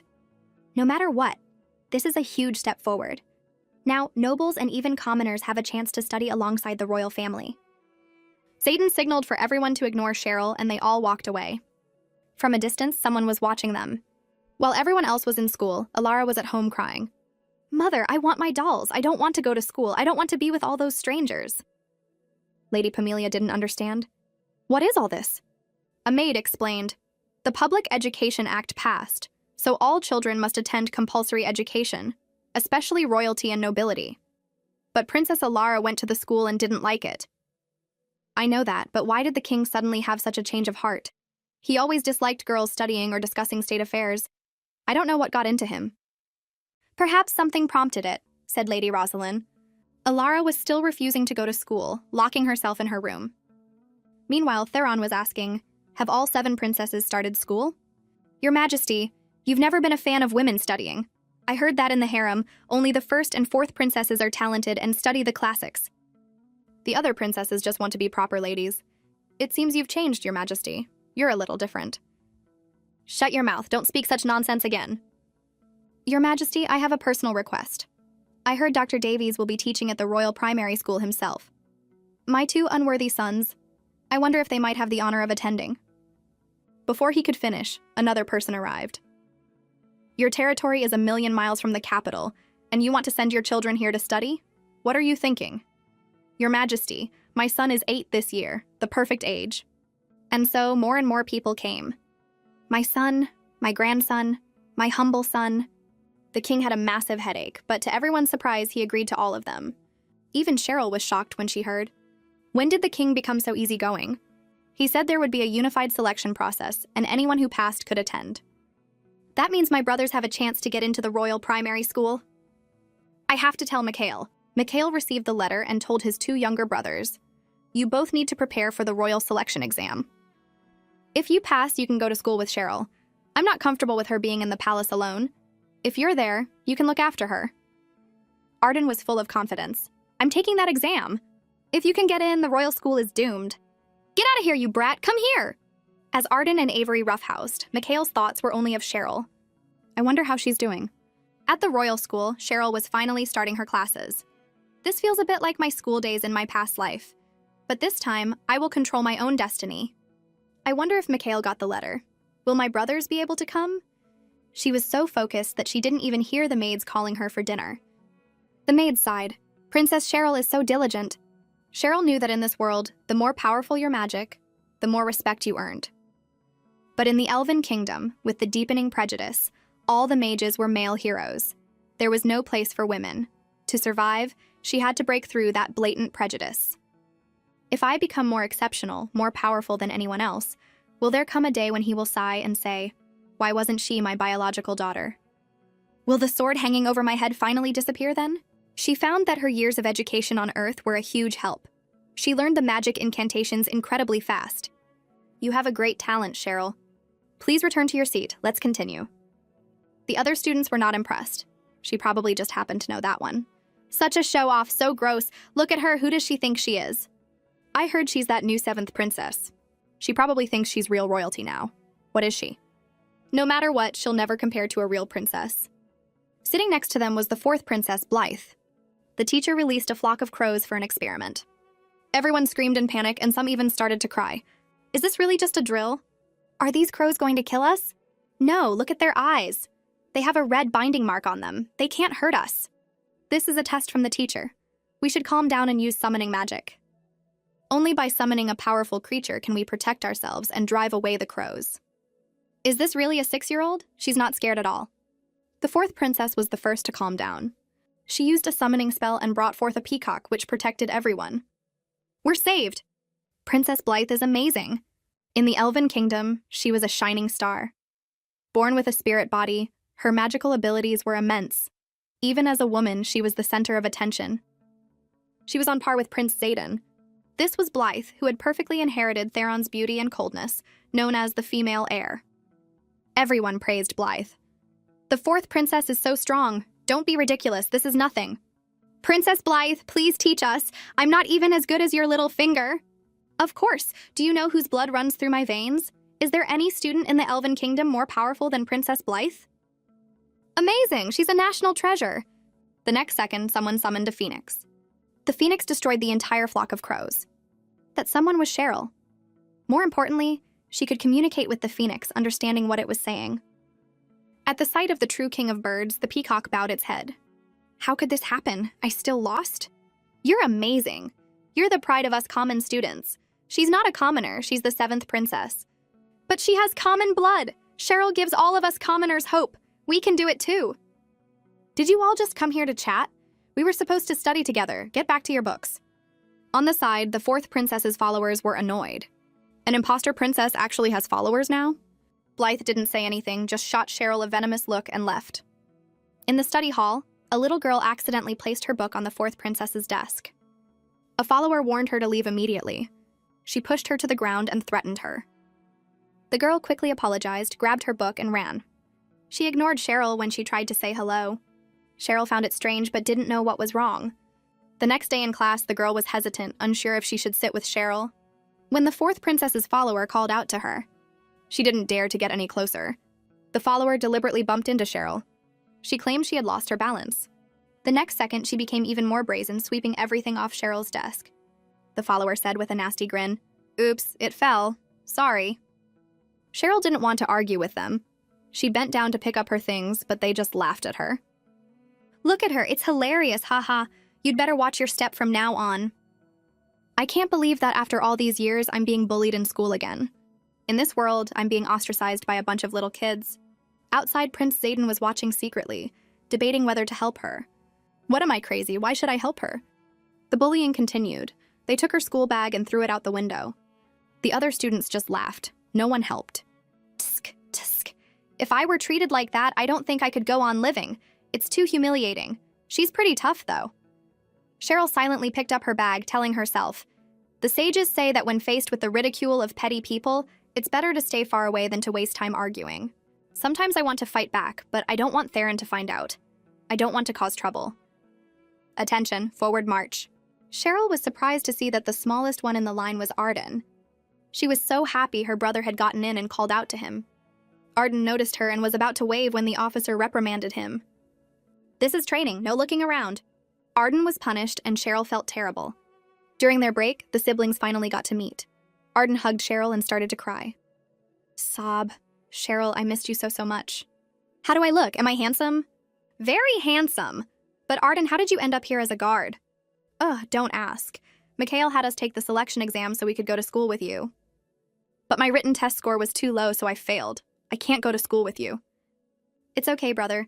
Being a guard is great too. You're still by my side, right? You're the best, Arden. You'll be the best royal guard ever. Arden, where's Avery? If I couldn't pass, there's no way he could have passed his interview. Anyway, Cheryl, how are you doing? Cheryl thought about it and decided not to tell him the truth. She didn't want him to worry. I can handle these things myself. Of course I'm doing great. See, I've even gotten a little chubby. As they were talking, two unwelcome guests arrived, their words dripping with sarcasm. Well, if it isn't our dear Cheryl. What are you up to? Making friends with the guards? Cheryl, do you know them? Why are they talking like that? It's okay, brother. They're my classmates. They probably need something. You should get back to your unit before the officer comes looking for you. I'll come find you after class. Okay, Cheryl, you go on then. Well, you really are like a dog. You come when you're called. The girl grabbed Cheryl's shoulder, squeezing hard. Cheryl winced but didn't cry out. She had to get out of there before Arden got worried. Oh, you're not happy about it? What are you going to do? Attack me with magic? In the Elven Kingdom, using magic on a normal person when your life wasn't in danger was illegal. It would result in a warning from the Mages Association, and serious offenses could lead to imprisonment. So she had to control herself. You think your magic is so great? You think you can beat everyone with magic? Hearing her, Cheryl looked up and the girl punched her. What are you looking at? Show some respect to the fourth princess. What's with that look, you brat? She was about to hit her again, but the fourth princess stopped her. Cheryl, let's have a competition.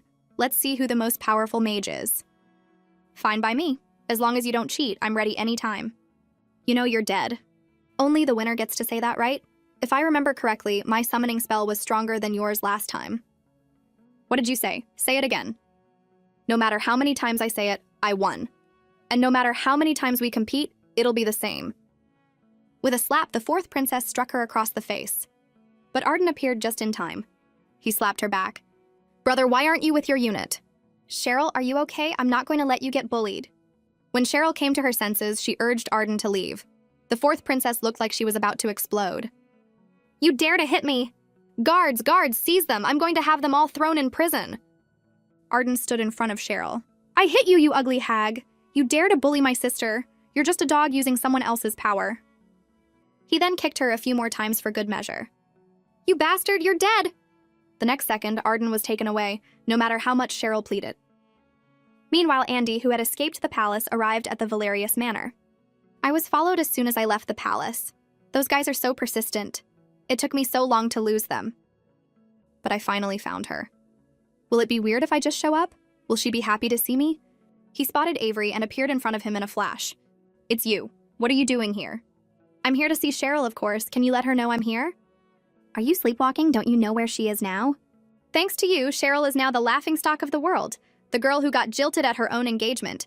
Our whole family can barely show our faces in public. I'm so unlucky to have a sister like her and to run into your childish games. What are you talking about? Is it what I think it is? What am I talking about? You ran away from your own engagement in front of everyone and you're surprised people are talking? You're saying Cheryl was jilted, so she's Princess Cherie? Duh, of course. How is that possible? Where is Cheryl now? How is she? At that moment, Cheryl was in the palace's confinement room, feeling like she had dragged Arden down with her. How will Blythe twist the story to the king? The two consorts are probably crying to that pig right now. Your Majesty, she must be severely punished. Your Majesty, Cheryl is... Mikhail, don't be scared, Cheryl. I'm here to see you. Brother, how is Arden? Arden is fine. He's been sent to the city defense camp for training. He'll get a few scrapes at most. But I have a classmate there who can look out for him. That's good. I'm glad he's okay. It's my fault for not protecting you both. Don't worry, I'll figure something out. Don't worry about me. I'll be fine. The fact that the king just put me in confinement means he's not going to punish me any more severely. Besides, I'm a princess he personally named. Punishing me less than half a year later would be an embarrassment for him. Don't worry, brother. Cheryl, oh Cheryl, you're so mature for your age, I don't even know what to say. Are you sure you'll be okay? I have a feeling Theron isn't as heartless as he seems. He won't hurt me. As expected, the two consorts were crying to the king. Why is it that wherever she goes, there's always trouble? First, she fights with the prince, and now she bullies the fourth princess and has a guard assault her. Is there no law in this palace? I've heard enough. Cheryl is suspended from school for a month and will be confined to the palace for self-reflection. The tutors will educate her properly. What? That's too light. That's not a punishment at all. Theron shot them a look, and no one dared to speak again. In the palace, Cheryl was reading quietly when she heard a voice from outside. You're in a pretty rough spot. Want to beg me to take you away from here? If you do, I might just be gracious enough to take you back to the Bornean Empire. Then you'll be free.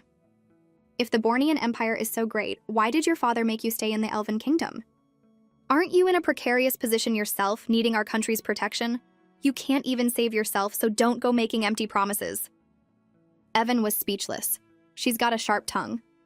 He looked at the girl in front of him, curious. What kind of person is she? Cheryl was not in the mood and unceremoniously slammed the window shut. Having finished all her books, she was incredibly bored.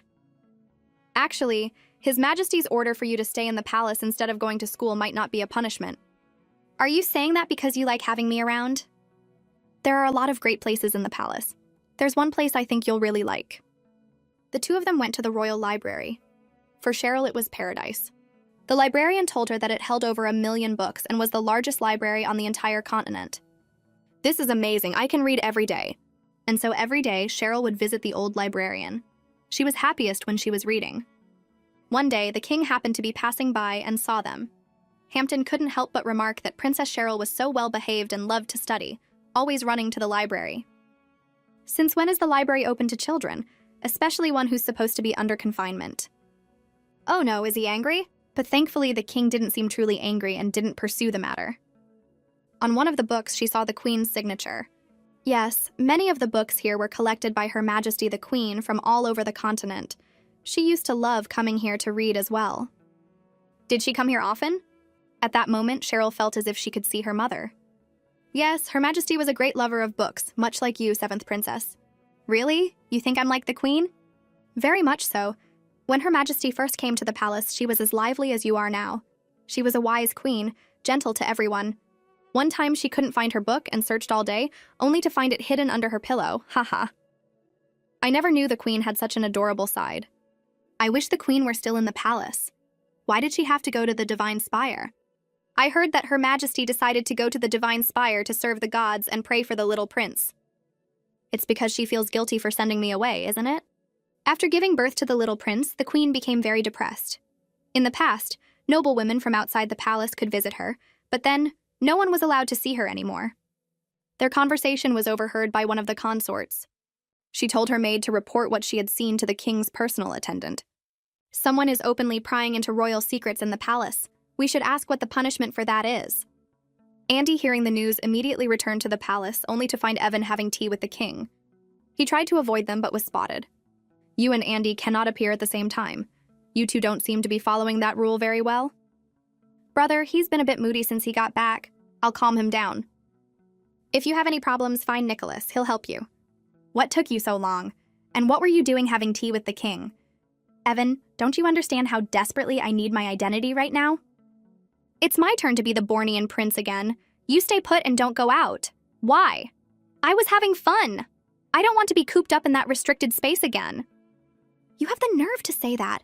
You've been with Cheryl this whole time and didn't even tell me. You're so disloyal. What was I supposed to tell you? Weren't you the one who ran off and abandoned your dear little brother? So you're willing to marry her? Do you like her? What are you talking about? Did you know all along that Princess Cherie was Cheryl? Were you deliberately trying to make me look like a fool? Yes, actually, I should have happily married her in your place. If I were living a happy married life in the palace, then you wouldn't be angry, right? What married life? You think a wife is more important than your brother? What is wrong with you? Anyway, it's my turn to be out and about now. You go hide. I'm going out to see people. But father said that once you're back, I can't go out anymore. Nicholas suddenly appeared behind him and tied him up. Let go of me! What are you doing, Nicholas? He was then imprisoned. Nicholas, you bastard! One day when you can't beat me anymore, you'll regret this. Little prince, you should focus on your training. This is your Bornean Empire's restricted space. Staying here and receiving the god's blessing will be good for you. You can only hope to beat me when you're stronger. I have things to do. Let me out. Evan, are you just going to stand there and let him bully your brother? You should just behave. This has nothing to do with me. At the royal school, Cheryl's month of confinement was finally over. I need to find time to visit Arden at the city defense camp. Well, who do we have here? If it isn't our little marriage alliance princess, Cheryl? Ah, these people are so annoying. This girl is such a jinx. She brings bad luck wherever she goes. That boy you call your brother, he's still at the city defense camp, right? And she got a whole group of people in the palace thrown in jail too. I heard there was an old servant, so old he practically had one foot in the grave. Poor thing. An old man in his 70s, lived a peaceful life, never made a mistake, and then he meets you and his luck runs out. What a terrifying jinx. I'd better stay far away. So scary. But she's really something, isn't she? I heard that because she's supposed to marry into the Bornean Empire. She can't be punished for anything, no matter how outrageous. Someone else always takes the fall. No wonder she's so reckless. Is what they're saying true? What happened? 10 days earlier, the king's attendant received a report that someone in the palace was gossiping about the queen. For some time now, the queen who had left the palace had become a taboo subject. The king was furious and ordered a thorough investigation, throwing those who had defied his authority into the dungeon. And so the old librarian was taken away. But he deserved it. That maid was arrested along with him. Cheryl rushed back to the palace. Why did this happen? I need to see the king. His Majesty is resting and will not see anyone. When will he wake up? I'll wait here. You cannot linger here. Please leave. It had been 3 days and she hadn't seen Theron.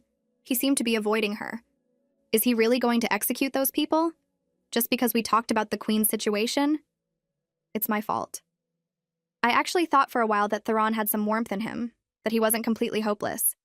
I was so wrong. He's just a tyrant, a cold-blooded demon. Why did he have to punish so many people? Why is he so sensitive about the queen? Is it because of the divine spire? Or is it the truth about the swapped baby that he's so afraid of? My existence brings misfortune to others. To protect them, I need power. To see the queen, to protect the Valerius family, to protect the old servant, I need to obtain the ultimate power. Meanwhile, Andy, trapped in the restricted space, was trying to break the spell, and he actually succeeded. Not bad. You managed to break my binding spell. What else can you do? I'm sick of training. Can I go out now? I have not received such an order, but I do have some good news. Due to the influence of the black magic curse on you two, the Elven King has made an exception and will allow you to be taken to the Divine Spire to rest. What is that place? It is the Holy Land of our Elven Kingdom, a good place. This is our homework for today. Please practice it well. Also, next Monday we will have a placement test. The students groaned. Another test next week? At that moment, a student was fast asleep, her book about to fall off her desk. Cheryl picked it up for her and asked if she needed help. It was Kriya, the only daughter of the Grand Duke. These problems are easy. Once you master the method, you can do them in your head. Hearing Cheryl solve the problem so quickly and clearly, Kriya was filled with admiration. Numbers have patterns. As long as you remember the basic rules of calculation, you can apply them to anything.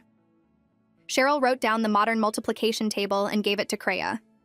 She wanted to get on her good side because she was the esteemed daughter of Grand Duke Philip. Her grandfather was Theron's great-uncle. According to the history books, although the Grand Duke and Theron weren't particularly close, as a high-ranking noble, he had deep connections within the upper echelons of the Elven Kingdom and held significant influence. If she could befriend her, she could leverage that power. Cheryl carefully explained how to use the multiplication table. If you use this, you can quickly do multiplication and division with two-digit numbers in your head. Want to try? See 1 times 1 is 1, 9 times 9 is 81? You can break down every multiplication problem like this. The fourth princess and her followers watched, annoyed. Kriya was of such high status that besides the fourth princess, no one dared to touch her. Soon the two girls became closer. Kriya started sitting with Cheryl. Kriya excitedly shared with Cheryl, "I've memorized the table!" Did it work well? It worked great. Let me test you. Using the method, Kriya quickly solved the problem, and Cheryl was happy for her. Kriya, I can't believe it's so easy. You really saved my life. I'm so grateful. The fourth princess and her group were speechless, thinking Kriya was a fool for hanging out with the Jinx. That Cheryl really knows how to suck up to people. Princess Blythe, what should we do now? Blythe didn't seem to care, just thinking about her next move.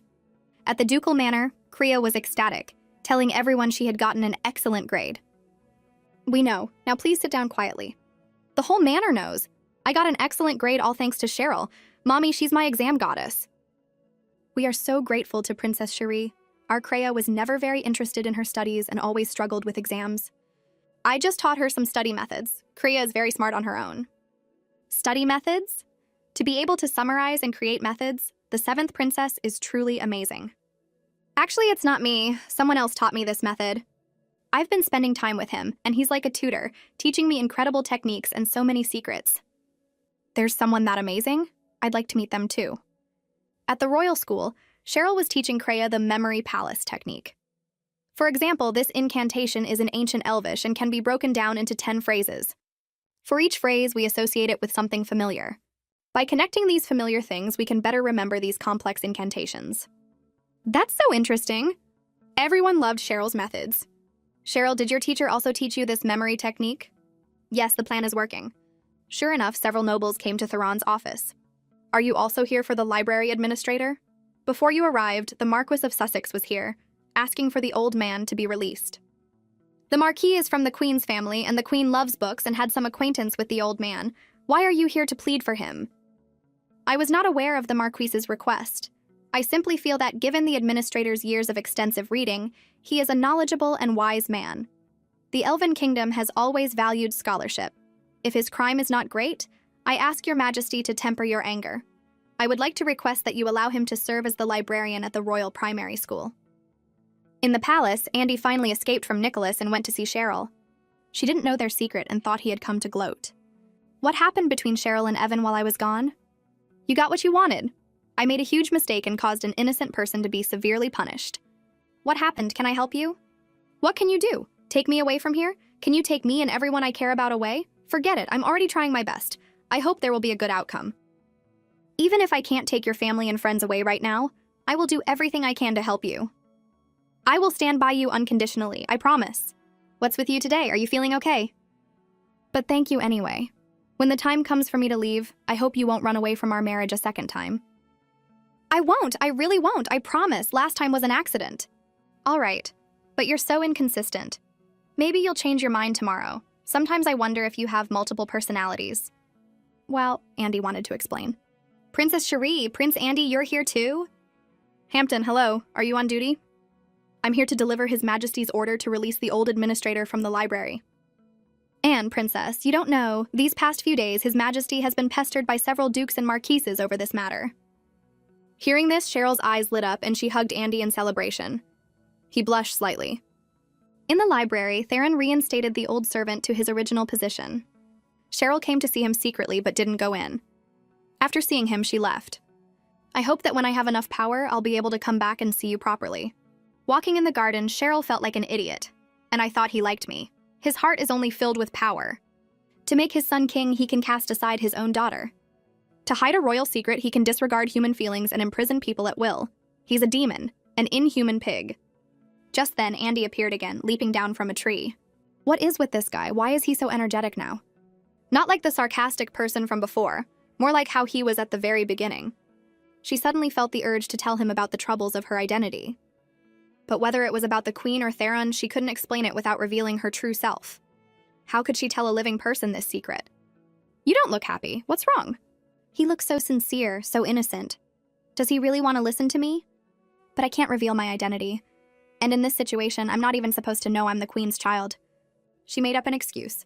I had a dream that the people in the Divine Spire were suffering. So I'm worried about the Queen who is in the tower praying for the people. If you're worried, I can go check on her for you. Check on her? Can you get in? You're in luck. I happen to be one of the few people in the world who can enter the Divine Spire. Cheryl was excited, but had to be sure. It's true, I'm not kidding. Nicholas has me training there. Hearing you say that makes me feel much better. I always thought the Divine Spire was a terrifying place that mortals couldn't enter. But if you can go in, maybe it's not so scary? Just thinking about it, even though you haven't seen her yet, I already feel more at ease. Thank you, Andy. But wait, don't you think I'm a little crazy? It was just a dream. I've never even met the Queen, and here I am, acting like I care so much about a stranger. Isn't that a bit dramatic? I'd think it was strange if you were cold-hearted. You just have the face of a sentimental person. And what's wrong with worrying about the Queen? She's the mother of our nation. Many people are grateful to her. You're not the only one. You'll be a queen one day, too. No, an empress. He mumbled too softly, and she asked him to repeat it. Nothing. I didn't say anything. At the royal school, Cheryl was wondering if Andy would be able to see her mother. When someone came to ask her a question, she continued to explain the memory palace technique. Can we listen too? Cheryl was surprised for a moment, then said, Of course. Thank you, Princess Cherie. Cheryl saw the first Princess Dottie behind them. Sister Dottie, are you joining us too? Behind them, Blythe was fuming. These people. Even Xaden came to mock her. You actually lost to Kreia in the math and Elvish tests? If your grades hadn't dropped and angered father, I wouldn't be getting my homework checked all the time. Do you hear yourself? You're a waste. In the palace, Theron was reviewing the grades. Actually, the fourth princess's grades have always been stable. But this time, the Grand Duke's daughter Kreia and the Marquis of Sussex's second daughter have all improved dramatically, so the fourth princess only ranked 5th. What about Cheryl? Is she keeping up? She's not at the top, but she's consistently in the top 10. Theron asked another question. How is Xaden? Well, the prince is falling a bit behind. Theron saw that Xaden was at the bottom of the list and snapped, And this is the student you've been teaching? In Xaden's chambers. A real man, letting a bunch of girls beat you? Are you not ashamed? Every great scholar in our kingdom's history has been a man. How did you end up like such a fool? What are you crying for, you useless thing? How could I have a son like you? Theron remembered the royal scholar's prophecy. The child you will have will be the heir who leads the elven kingdom to an even greater golden age. Queen, remember, this is your child. Human children are so stupid, lacking in intelligence and common sense. It's so frustrating. Theron thought Cheryl isn't entirely like that. After leaving Xaden's chambers, he asked what Cheryl was doing. I hear Princess Cheryl has been wanting to visit her brother at the city defense camp, so she's been studying hard. She probably wants to get good grades so she can ask for your permission. Princess Cheryl is so considerate. Your Majesty, are we going to Princess Cheryl's chambers now? Has Cheryl come to see me recently? It was an awkward silence. It seems she has not. Damn it, never mind. In Dottie's chambers, Cheryl, the first princess, and Kriya were studying. No wonder Kriya praises you. The memory palace you taught me is very useful. How do you know such an advanced technique? This girl is definitely not as simple as she seems. Did the Bornean Empire choose to ally with her because they know the inside story? I learned it from the old librarian in the palace library. I even got punished for it. I don't dare to talk to that old man anymore. By saying this, with the psychological trauma of the last imprisonment, no one would dare to confront the old man and risk being accused of prying into royal secrets again. Unless it was Theron himself. Why are you teaching us so freely? It can't be because you're young and naive, can it? What is her real identity? At the Valerius Manor, we believe good things should be shared, and Dr. Davies said that there are many excellent mages and scholars on the continent of Crescentia. If the Elven Kingdom wants to become stronger, we need more talented people. He's been working hard to promote public education, so we all have to become stronger. Using Dr. Davies to shut me up? I'm also curious. How do you manage to suppress your scores so precisely every time? What? I don't know what you're talking about. In the last few exams, you've always placed 4th or 5th. You didn't get 1st place not because you couldn't, but because you didn't want to, right? I've seen your papers. Even the problems you taught Kreia she got the points for, but you got them wrong. Wasn't that on purpose? Why? This first princess is so sharp. She sees right through everything. Is my dear sister Dottie here? It was Blythe. What are you doing here? What? We're studying with Sister Dottie. Do you want to join us? Who wants to hang out with someone of unknown origin? With that, Blythe turned and stormed off. I think I know why you're suppressing your scores. I heard you overshadowed Blythe's spirit beast in magic class, so she's not happy and has been targeting you. Is that so? I didn't know, but I don't like her either. The feeling is mutual. Ha ha ha, you're an interesting kid. The term end exams are in a few days. What place do you think I can get? His Majesty the King will be personally grading the exams. I hear there are rewards for the top 3. If Sister Dottie is willing, I think you can get 1st place. They heard laughter from nearby. Theron was there too. I hear Father is very fond of you. No, ever since I made that mistake, he seems to be angry and doesn't talk to me anymore. How is that possible? Adults don't hold grudges against children. If Father likes you, he will like you. If you do well next time, he'll definitely dote on you again. Really? Of course. Our father may not like girls very much, but he dislikes useless people even more. In the palace garden, Alara was trying to cast a fireball, but she failed again. Your Majesty, don't be angry. Alara is still young. Alara, let's practice again, one more time. Why is my bloodline filled with such useless children? Next week, I will personally test all of you. Alara, do you want to get a 0 on that test? Looking at his child, Theron thought of Cheryl again. Finally, the day of the exam arrived. The questions are easy. Dottie should be able to get a perfect score. Since she's seen through me, I don't need to hold back anymore. While others were clueless. Cheryl's pen was flying across the paper. Time was up. Alara handed in a blank paper. Because Lady Pamelia had told her, this is just one test. It's okay if you don't know the answers. Mother has arranged everything. After the exam, don't write your name on it, just hand it in. When the teachers are grading, there will be another high-scoring paper with our name on it. Alara, you will definitely not be worse than that brat. As she was handing in her paper, Theron suddenly arrived. Is he going to have them graded on the spot? I'm doomed. Alara started to get scared. Report, Your Majesty. The results of the math test are as follows. Prince Zayden, 83. Princess Blythe, 83. First place, Princess Dottie, a perfect score of 100. Princess Cherie, 98. It was actually 100, but 2 points were deducted for neatness. Impossible! That brat couldn't have gotten a perfect score. She cheated. On what grounds do you say I cheated? Do you have any proof? The last question on this test was beyond the curriculum. It makes sense that my older sister could do it. She's been studying advanced math for a long time. But who are you? You got a perfect score and you're saying you didn't cheat? Just because you can't do it, you think others cheated? That's just pathetic. I can solve the last problem for you right now to prove whether I can do it or not. So defensive, a cornered dog, are we? A live demonstration? Let's see it then. Here is a blank sheet of paper. Princess Cherie, please do your calculations here.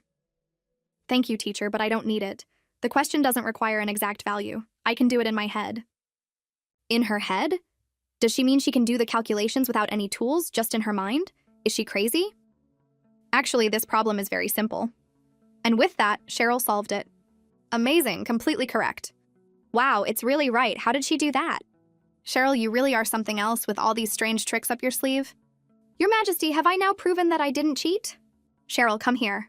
What should I call you? Father. Theron gave her another problem. She solved it just as quickly, not only giving the answer, but explaining the process as well. Where did you learn all these mental math techniques? They're quite good. They're just a few clever tricks, nothing special. Is that so? You know they're just tricks, but you still study hard when it matters. Then Zayden was right, you did cheat, using these clever tricks. Father. Cheryl thought he was going to get angry, but instead, Theron picked her up and said, "But I like this cleverness of yours." Princess Cherie is exceptionally intelligent. Her second place is well-deserved. If anyone wishes to question it, they had better have the same skill for quick mental calculations. Damn you, Cheryl, I'll get you back for this later. Continue third place, Lady Kreia. You shared your study methods so freely, and now Kreia, who used to have average grades, is in the top 3. How many more surprises do you have in store for me? I only shared. Kreia worked hard too. All right, I said the top 3 students would get a reward.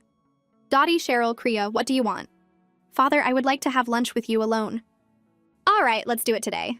I want to see the Queen, but my current achievements aren't enough to request an audience with her. So Cheryl said, I don't have anything I want right now. May I tell you later when I think of something? Yes, you may. Your Majesty, the rare books in the library can only be read inside the library. I would like to be able to take books home to read. Granted. Your Majesty, there is one paper here with no name on it. The handwriting is Princess Alara's. It's mostly blank, and the total score is only 24. 24? Theron laughed, a humorless sound. Father was already angry about my fireball spell, and now my math grade is so bad. Father, I didn't mean it. I had a terrible stomachache, that's why I couldn't finish the test. Is that so? Theron could see right through her. I'll do better next time. You'd better remember what you said. Dottie, let's go to lunch. Yes, Father. You're lying. It's all your fault, you brat. Cheryl was exasperated. What does your bad math grade have to do with me? Idiot, useless idiot. You're a bit smarter than that idiot, and easier on the eyes, too. Why have their attitudes suddenly softened? Did they inherit Theron's preference for the strong? In the palace? Mother, it's all because of that Cheryl. Father doesn't like me anymore. You have to help me. Don't worry, Mother will get revenge for you. Magic is so dangerous. Accidents are bound to happen when children are in magic class, aren't they? In the magic class, Kreia was nervous. Professor Eric is always so strict. What if I say the incantation and the magic doesn't work? Don't worry. If you can say the incantation correctly, it will definitely work. You'll be fine. Alara watched them, gritting her teeth. They're so infuriating. She remembered what her mother had said. Your magic professor owes me a favor. I've already contacted him. In this magic class, you just watch. Mother will get revenge for you. That damn brat, just you wait. I'm thirsty. Go get some tea. But the professor will be here any minute. Are you going or not? Mr. Eric, this is my first time as a teaching assistant. Thank you for having me. Not at all. You are Dr. Davies's prized pupil. It's only natural for you to be a teaching assistant. But why did you want to be one? For certain personal reasons. Mr. Eric, is that an unacceptable answer? No, I had originally agreed to that lady's request, but now there's a teaching assistant. I'll just have her use the counter first. Class, today we have a teaching assistant. He is a student of Dr. Davies, excellent in both character and academics. I hope you will all learn from him. Hello, everyone. You can call me Mikhail. That's the Mikhail that Dr. Davies takes everywhere with him. I heard that not only are his grades exceptional, but his magic level is also top tier. He's so handsome. If I could become a student of Dr. Davies in the future, we'd be fellow apprentices, wouldn't we? Mikhail was looking for Cheryl, and their eyes met. Do you know him? He's my brother. You have such an amazing brother, and you didn't introduce us. Kreia turned into a fangirl whenever she saw a handsome guy. All right, quiet down, let's begin class. Raw magical elements can unleash infinite power in different combinations. But how can we more accurately determine the power of a spell? This magic value counter was designed by the Ministry of Magic. As long as you attack it with magic, it will display a numerical value. The higher the value, the stronger your magic. Mikhail, please demonstrate for everyone. Ice Blade. Mikhail cast the spell without an incantation. The power of the counter was too strong, and it knocked all the students over. The Ministry of Magic's counters have had problems with exploding before. They promised this new batch was fine. But this is my chance. Students, are you all right? Is anyone hurt? Professor Kriya fell and hit her head. Sob, Professor, I'm so scared. The air is now filled with volatile elements and dust. Do not use magic to clear the dust. It could cause a secondary explosion. Although you can't see, please follow the sound of my voice and proceed to the door in an orderly fashion to evacuate. I'm leaving the evacuation to you. Can you handle it? I'm going to check on the injured. I'm right by the door. Please do not panic. Listen carefully to my voice and come towards me. Do not trample each other. Wake up, Kriya. How is Kriya? What happened to her? We fell during the explosion. Kriya hit her head and is now unconscious. This isn't good. Let me check on Kriya first. Princess Dottie, it might be difficult for Mikhail to evacuate everyone on his own. Could you please help? Of course, Professor Eric. Professor, I can help too. You're still too young. Stay here with me and look after Kriya. Okay, Professor Eric. The wound isn't big. Why is she unconscious? Princess Cherie, are you very worried about Lady Kriya? Then die. Professor, why are you trying to kill me? Princess Cherie, Baron Valerius is no longer in the center of royal power. Why does he still have frequent correspondence with the Queen? And why did you ask Prince Andy to inquire about the Queen's situation in the temple? Are you one of His Majesty's people? Does he know? Is that why he's trying to kill me? His Majesty came to the school yesterday, didn't he? Why is he in the mood to come again today? I can't help but wonder what reward he'll offer. I just came over without thinking. Theron, when did you start caring so much about a girl? Have you forgotten what happened in the past? Boom! It was the classroom Cheryl was in. What? Go see what happened. I thought I had earned his approval. I thought I had become his pride, that if he ever found out the truth, he wouldn't dispose of me so easily. I was so naive, and I shouldn't have thought the royal school was safe and let my guard down. Cheryl fell silent. Eric thought he had succeeded. But at the last moment, Cheryl summoned a fire phoenix. If you come into contact with fire elements near it, devour them. Explode. You little thing! You can summon a fire phoenix without an incantation. It's on fire. Help. With a loud bang, Eric was knocked down by the phoenix. His target is me. If I leave, at least Kriya won't be hurt by a secondary attack. Help! Professor Eric is trying to kill me! Shut up! Get over here! Is this the power of high-level magic? I can't move at all. This is it.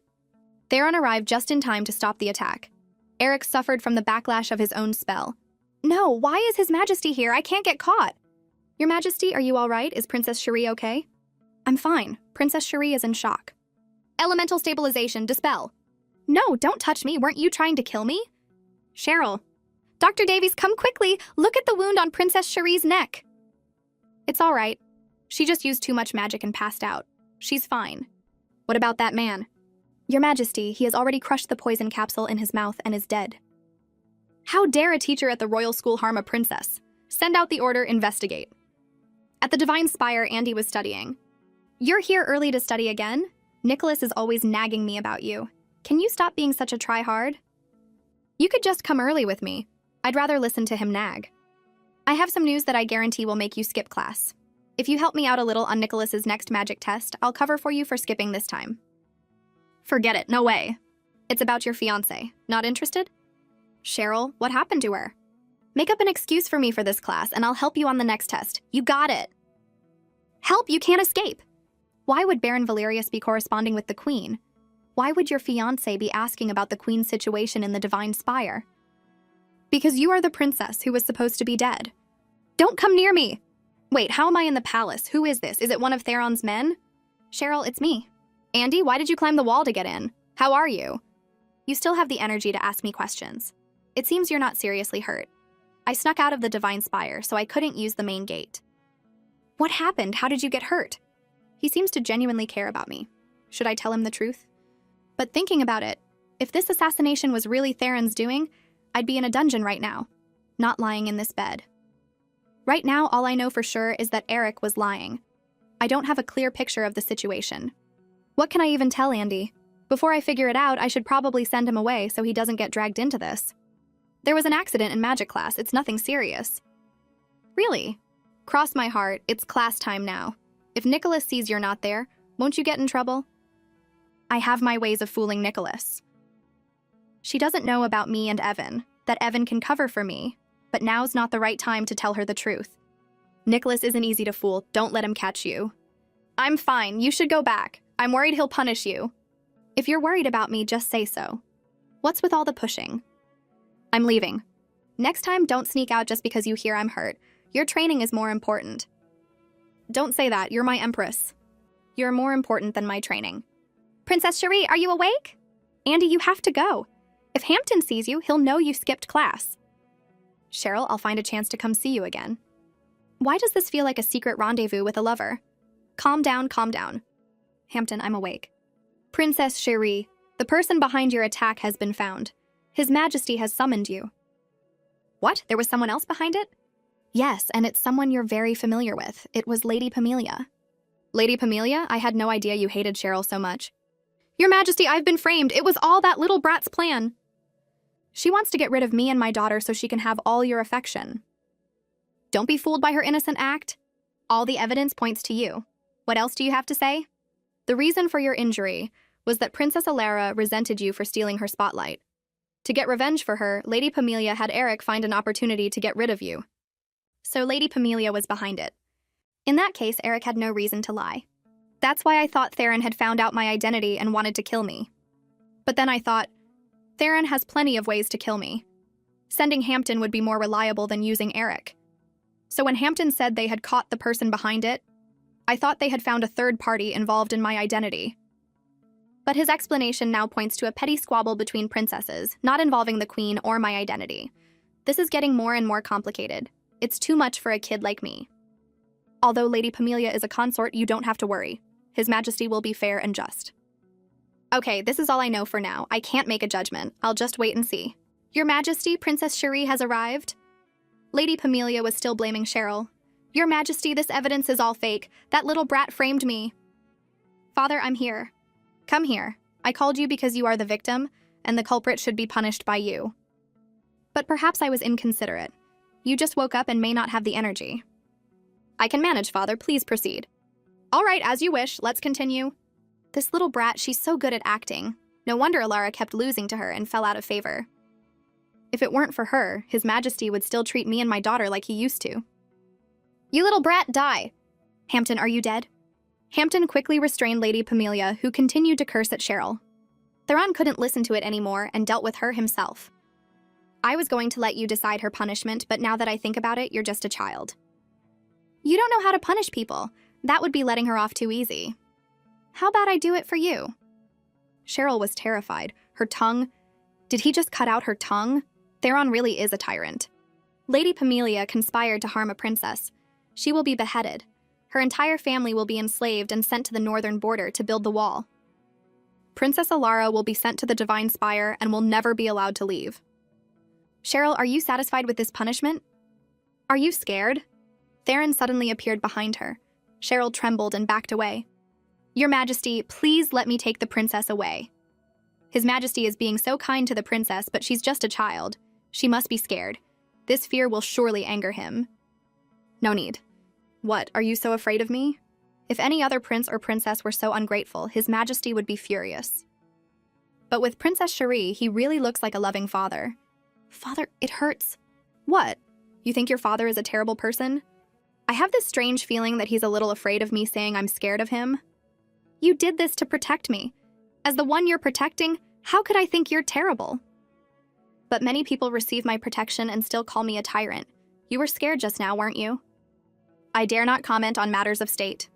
But I believe that royal authority must carry with it a certain amount of force. Otherwise, how can it command respect? But I was a little scared just now. I'm only a few years old, after all. Even though she's not my biological daughter, she's still my daughter. Excuse me, she is my biological daughter. The palace has been thoroughly purged. That's why the news got out so late. According to our plan, all the evidence pointed to Lady Pamelia. She has been executed by the king, her entire family has been enslaved, and Princess Alara has been sent to the Divine Spire. Furthermore, we have disposed of all the evidence. His Majesty will not trace any of this back to you. You can rest assured, Your Grace. It's a pity the child is still alive. She'll definitely have guards watching her now. We'll hold off for now. But if I may be so bold, Your Grace has not confirmed that Princess Cherie is really the Queen's child. And even with His Majesty's condition, she would still face death. Why must Your Grace dirty your own hands? You're not married, are you? So you don't understand a father's love for his son. With that girl around, how much will my child have to suffer? In the palace, the two of them were having a leisurely afternoon tea. Theron even got Cheryl a cookie. Xaden was jealous. Father has never gotten me a cookie. Your Highness, why don't you join them for some refreshments? Princess Cherie won't mind. Is this about whether she minds or not? She's so excellent in every way. If I stand next to her, it just makes me look stupid. I'm not going. You were just frightened. Is a single afternoon tea enough to calm your nerves? I was finally enjoying something sweet and forgetting that bloody scene, and you just had to bring it up. Oh no, how could I speak to Theron in that tone? He's a tyrant. All right, it's my fault. I shouldn't have brought it up. Don't worry, as long as I'm here, no one can hurt you. She had already given up hope on Theron, but now he was comforting her like a loving father. Does he really have such a warm side? Can I really have expectations for him? Is Father comforting her? It seems so. The two spying from a distance were also surprised. Ugh, Father has never been like that with us. What kind of spell has that Cheryl cast? Just then, Theron turned his head and saw the two of them peeking. They quickly hid. Cheryl found it strange. Why is Father staring over there? Father, is there something over there? Just a timid little cub.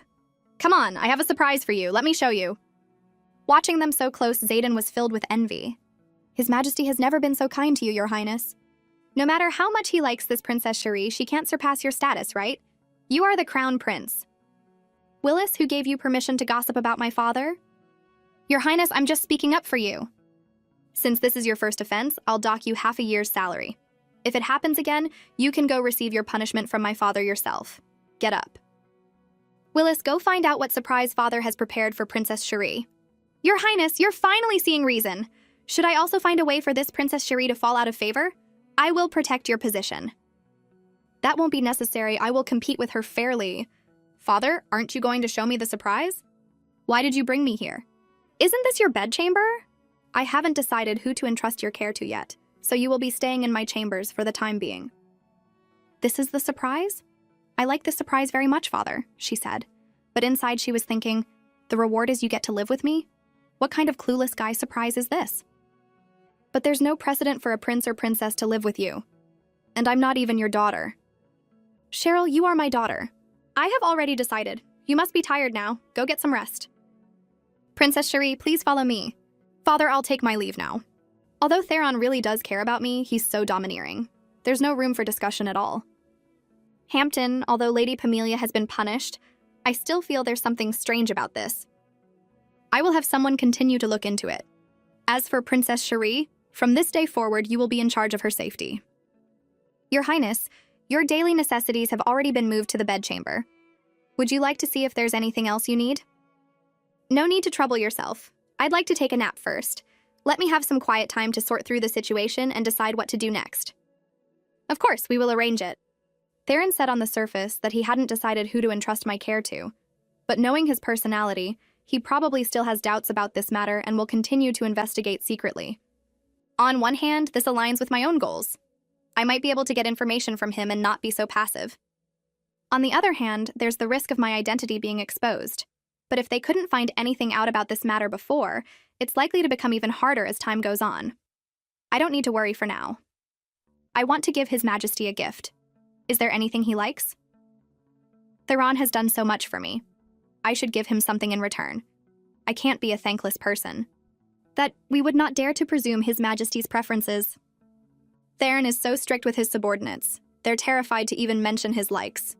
Your Highness, this is the calming soup the royal chef has prepared for you at His Majesty's request. Cheryl took a look. Calming soup made with seaweed? She took a sip and immediately spit it out, which scared the maids. I'm fine. It's just that this soup is too bitter. This soup always tastes this way. If Your Highness doesn't like it, I will have it replaced.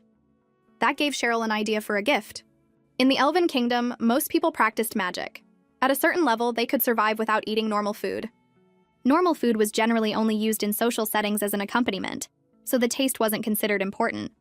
This view was even more prevalent in the palace. As the king, Theron looked down on mortal food and even disdained the act of eating itself. As a result, the food in the palace was generally terrible, so much so that a seaweed soup meant to be calming was bitter enough to make her gag. Now, she would use this problem to make a delicious soup to repay Theron. The quality of this seaweed is good. First, put it in the pot. Your Highness, you shouldn't trouble yourself with this. Please let us do it. Start the fire first. When it boils, add the seaweed. The news reached Zayden's ears. Princess Cherie is making soup for His Majesty to repay him? She's taken over the entire kitchen? I've been watching for a while, but I can't figure out what she's trying to make. Haha. That little brat is trying so hard to please father. He's definitely going to punish her. Are they in the main kitchen? I'm going to go watch. I can't miss her looking pathetic. Your Highness, Princess Cherie has probably already presented the food to His Majesty. They should be in the dining hall.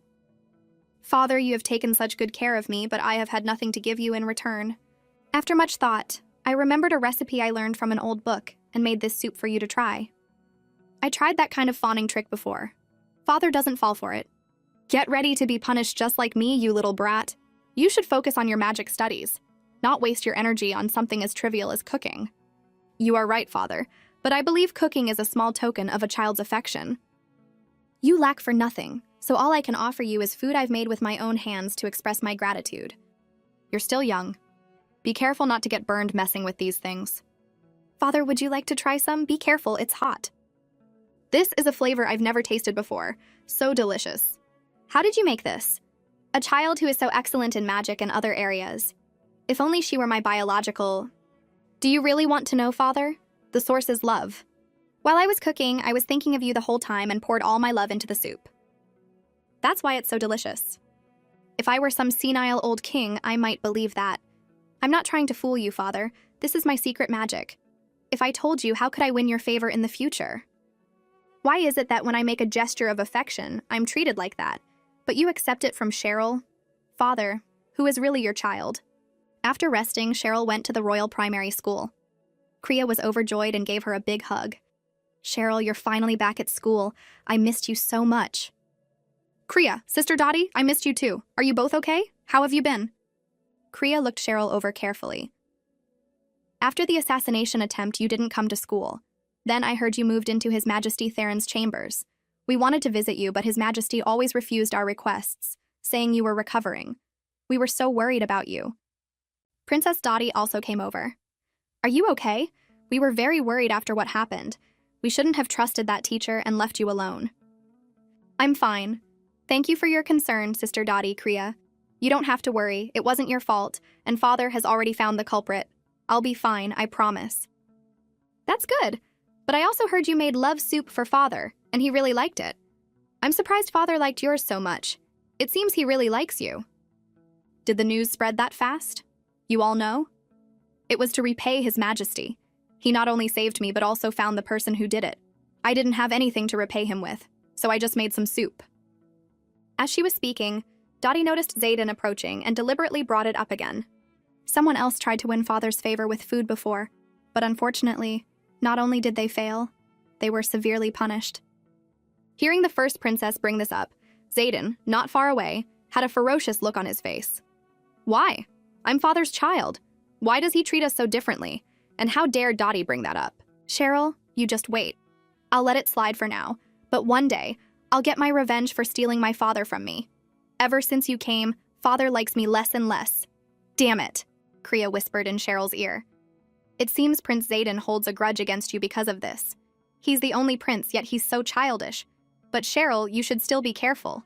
You never know what he might do. The three of them seemed to have endless things to talk about, but the school bell rang. All right, let's go to class. We can talk more later. Before they went in, Dottie said casually, Zayden is a bit childish, but he has always been extremely favored by Duke Nahan, who treats him like his own son. Duke Nahan? The name made Cheryl freeze. She would never forget it. Duke Nahan was Zayden's biological father. He knew about the baby swap and supported it, which was why he was so good to Zayden. Dottie didn't know the truth, but was she trying to warn her? If she threatened Zayden's position, Duke Nahan might not let her go. Cheryl knew Dottie was looking out for her and quickly thanked her. No need to thank me. You're smart. You know what I'm saying. I hope you'll remember it. Kriya was too innocent to understand what they were talking about. Huh? Why are you thanking her? For what? But they didn't answer her question. During class, Cheryl felt a strange sensation, like someone was staring at her. It was the fourth princess and Zayden. Why are they both staring at me now? Class is now in session. The voice was familiar. The new teacher introduced himself. I am your new magic teacher, Mikhail. He's so handsome. That's the genius from the Valerius family, right? I heard he showed great talent as a child and was taken in as a prized pupil by Dr. Davies. He's not much older than us, but he's already our teacher. He's amazing. Cheryl was even more stunned. What's it like to suddenly have your brother, who's about the same age, as your teacher? Their eyes met and they nodded to each other in understanding. Magic is a fun subject. It emphasizes practical application, but it also requires us to be familiar with the theory. Cheryl was smitten. No matter what, Mikhail is so handsome like this. She introduced him to Kreia again. This is my brother. Yeah, we know. Why are you telling us this? This girl is just showing off. Tsk, tsk. Such a brother complex. After class, Cheryl and Mikhail were talking. Mikhail, everyone really likes you. They all said you explain things so clearly. You're so amazing, brother. Are you that excited, Cheryl? Do you like my teaching? I love it. Your glory is my glory. But it's a little strange. How did you become my teacher? I know. It must have been Dr. Davies and the headmaster recognizing your talent. I'll have to find a chance to thank them properly. You have more than just those two to thank. Dr. Davies recommended me to the headmaster, and I passed his evaluation, but he was worried I was too young to command respect and turned me down. Then, for some reason, His Majesty found out about it and summoned me. I hear you are Cheryl's brother, Mikhail. Is that correct? Yes, Your Majesty, I am Cheryl's brother. In that case, I want you to promise me that as long as you are at the school, Cheryl, who is also a student there, will never be in any danger. Can you do that? I made that promise, so His Majesty let me become your teacher. He likes you very much. So that's how it happened. I had no idea His Majesty did so much for me. Zayden, who had been listening nearby, grew even more furious. Father went to such lengths for that brat. Damn you, Cheryl, you will pay. At Duke Nehan's castle. His Majesty does not like me having private contact with you, Your Highness.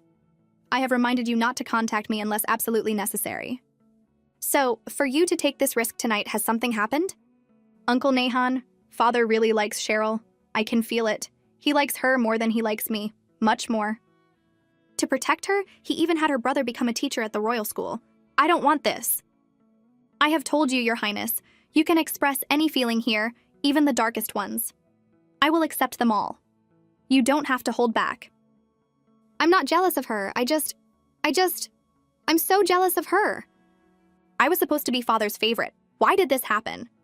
Now she's going to surpass me, and one day she might even take my position as crown prince. I want her dead. I want Father to love me. The Duke hugged Zayden, his face filled with pain. Everything will be as you wish, Your Highness. Please, Uncle Nehan, you must kill Cheryl. Rest assured, Your Highness, it will be done. Do something for me. Your Highness, you're not planning to assassinate that brat like last time, are you? His Majesty may have closed the case, but he has Mikhail protecting her at school and guards watching her at all times. Now is not a good time to act. It would be better to wait until he withdraws his people. I can wait, but Zayden has to continue to suffer because of that brat?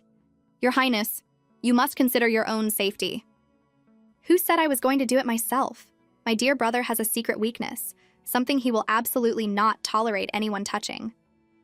And that weakness is the very person that Brat has been trying to inquire about and see time and time again. Give her a chance to see the Queen, and then let my brother run into them. I can't wait to see her torn to shreds by him. Then I'll just happen to be passing by the palace to watch. In the palace, Andy came to see Cheryl in the middle of the night. Cheryl, I'm going to take you to do something incredibly rebellious. There's a chance right now for you to go to the Divine Spire and see the Queen. Do you want to go? Do you know what you're saying? The Divine Spire is heavily guarded. How could it be so easy to get in? Normally, there's no chance. But tonight is different. Tonight, a strange magic circle appeared in the outskirts of the capital, and a large number of monsters are pouring in. To defend the capital, the High Priest of the Divine Spire has led all the clergy there. The remaining guards are skilled warriors, but they have no magic. I got 2 magic invisibility cloaks. The magic on them is basic to a high-level mage, but it's enough to get us past those guards. And I've even found out where the Queen is in the Divine Spire.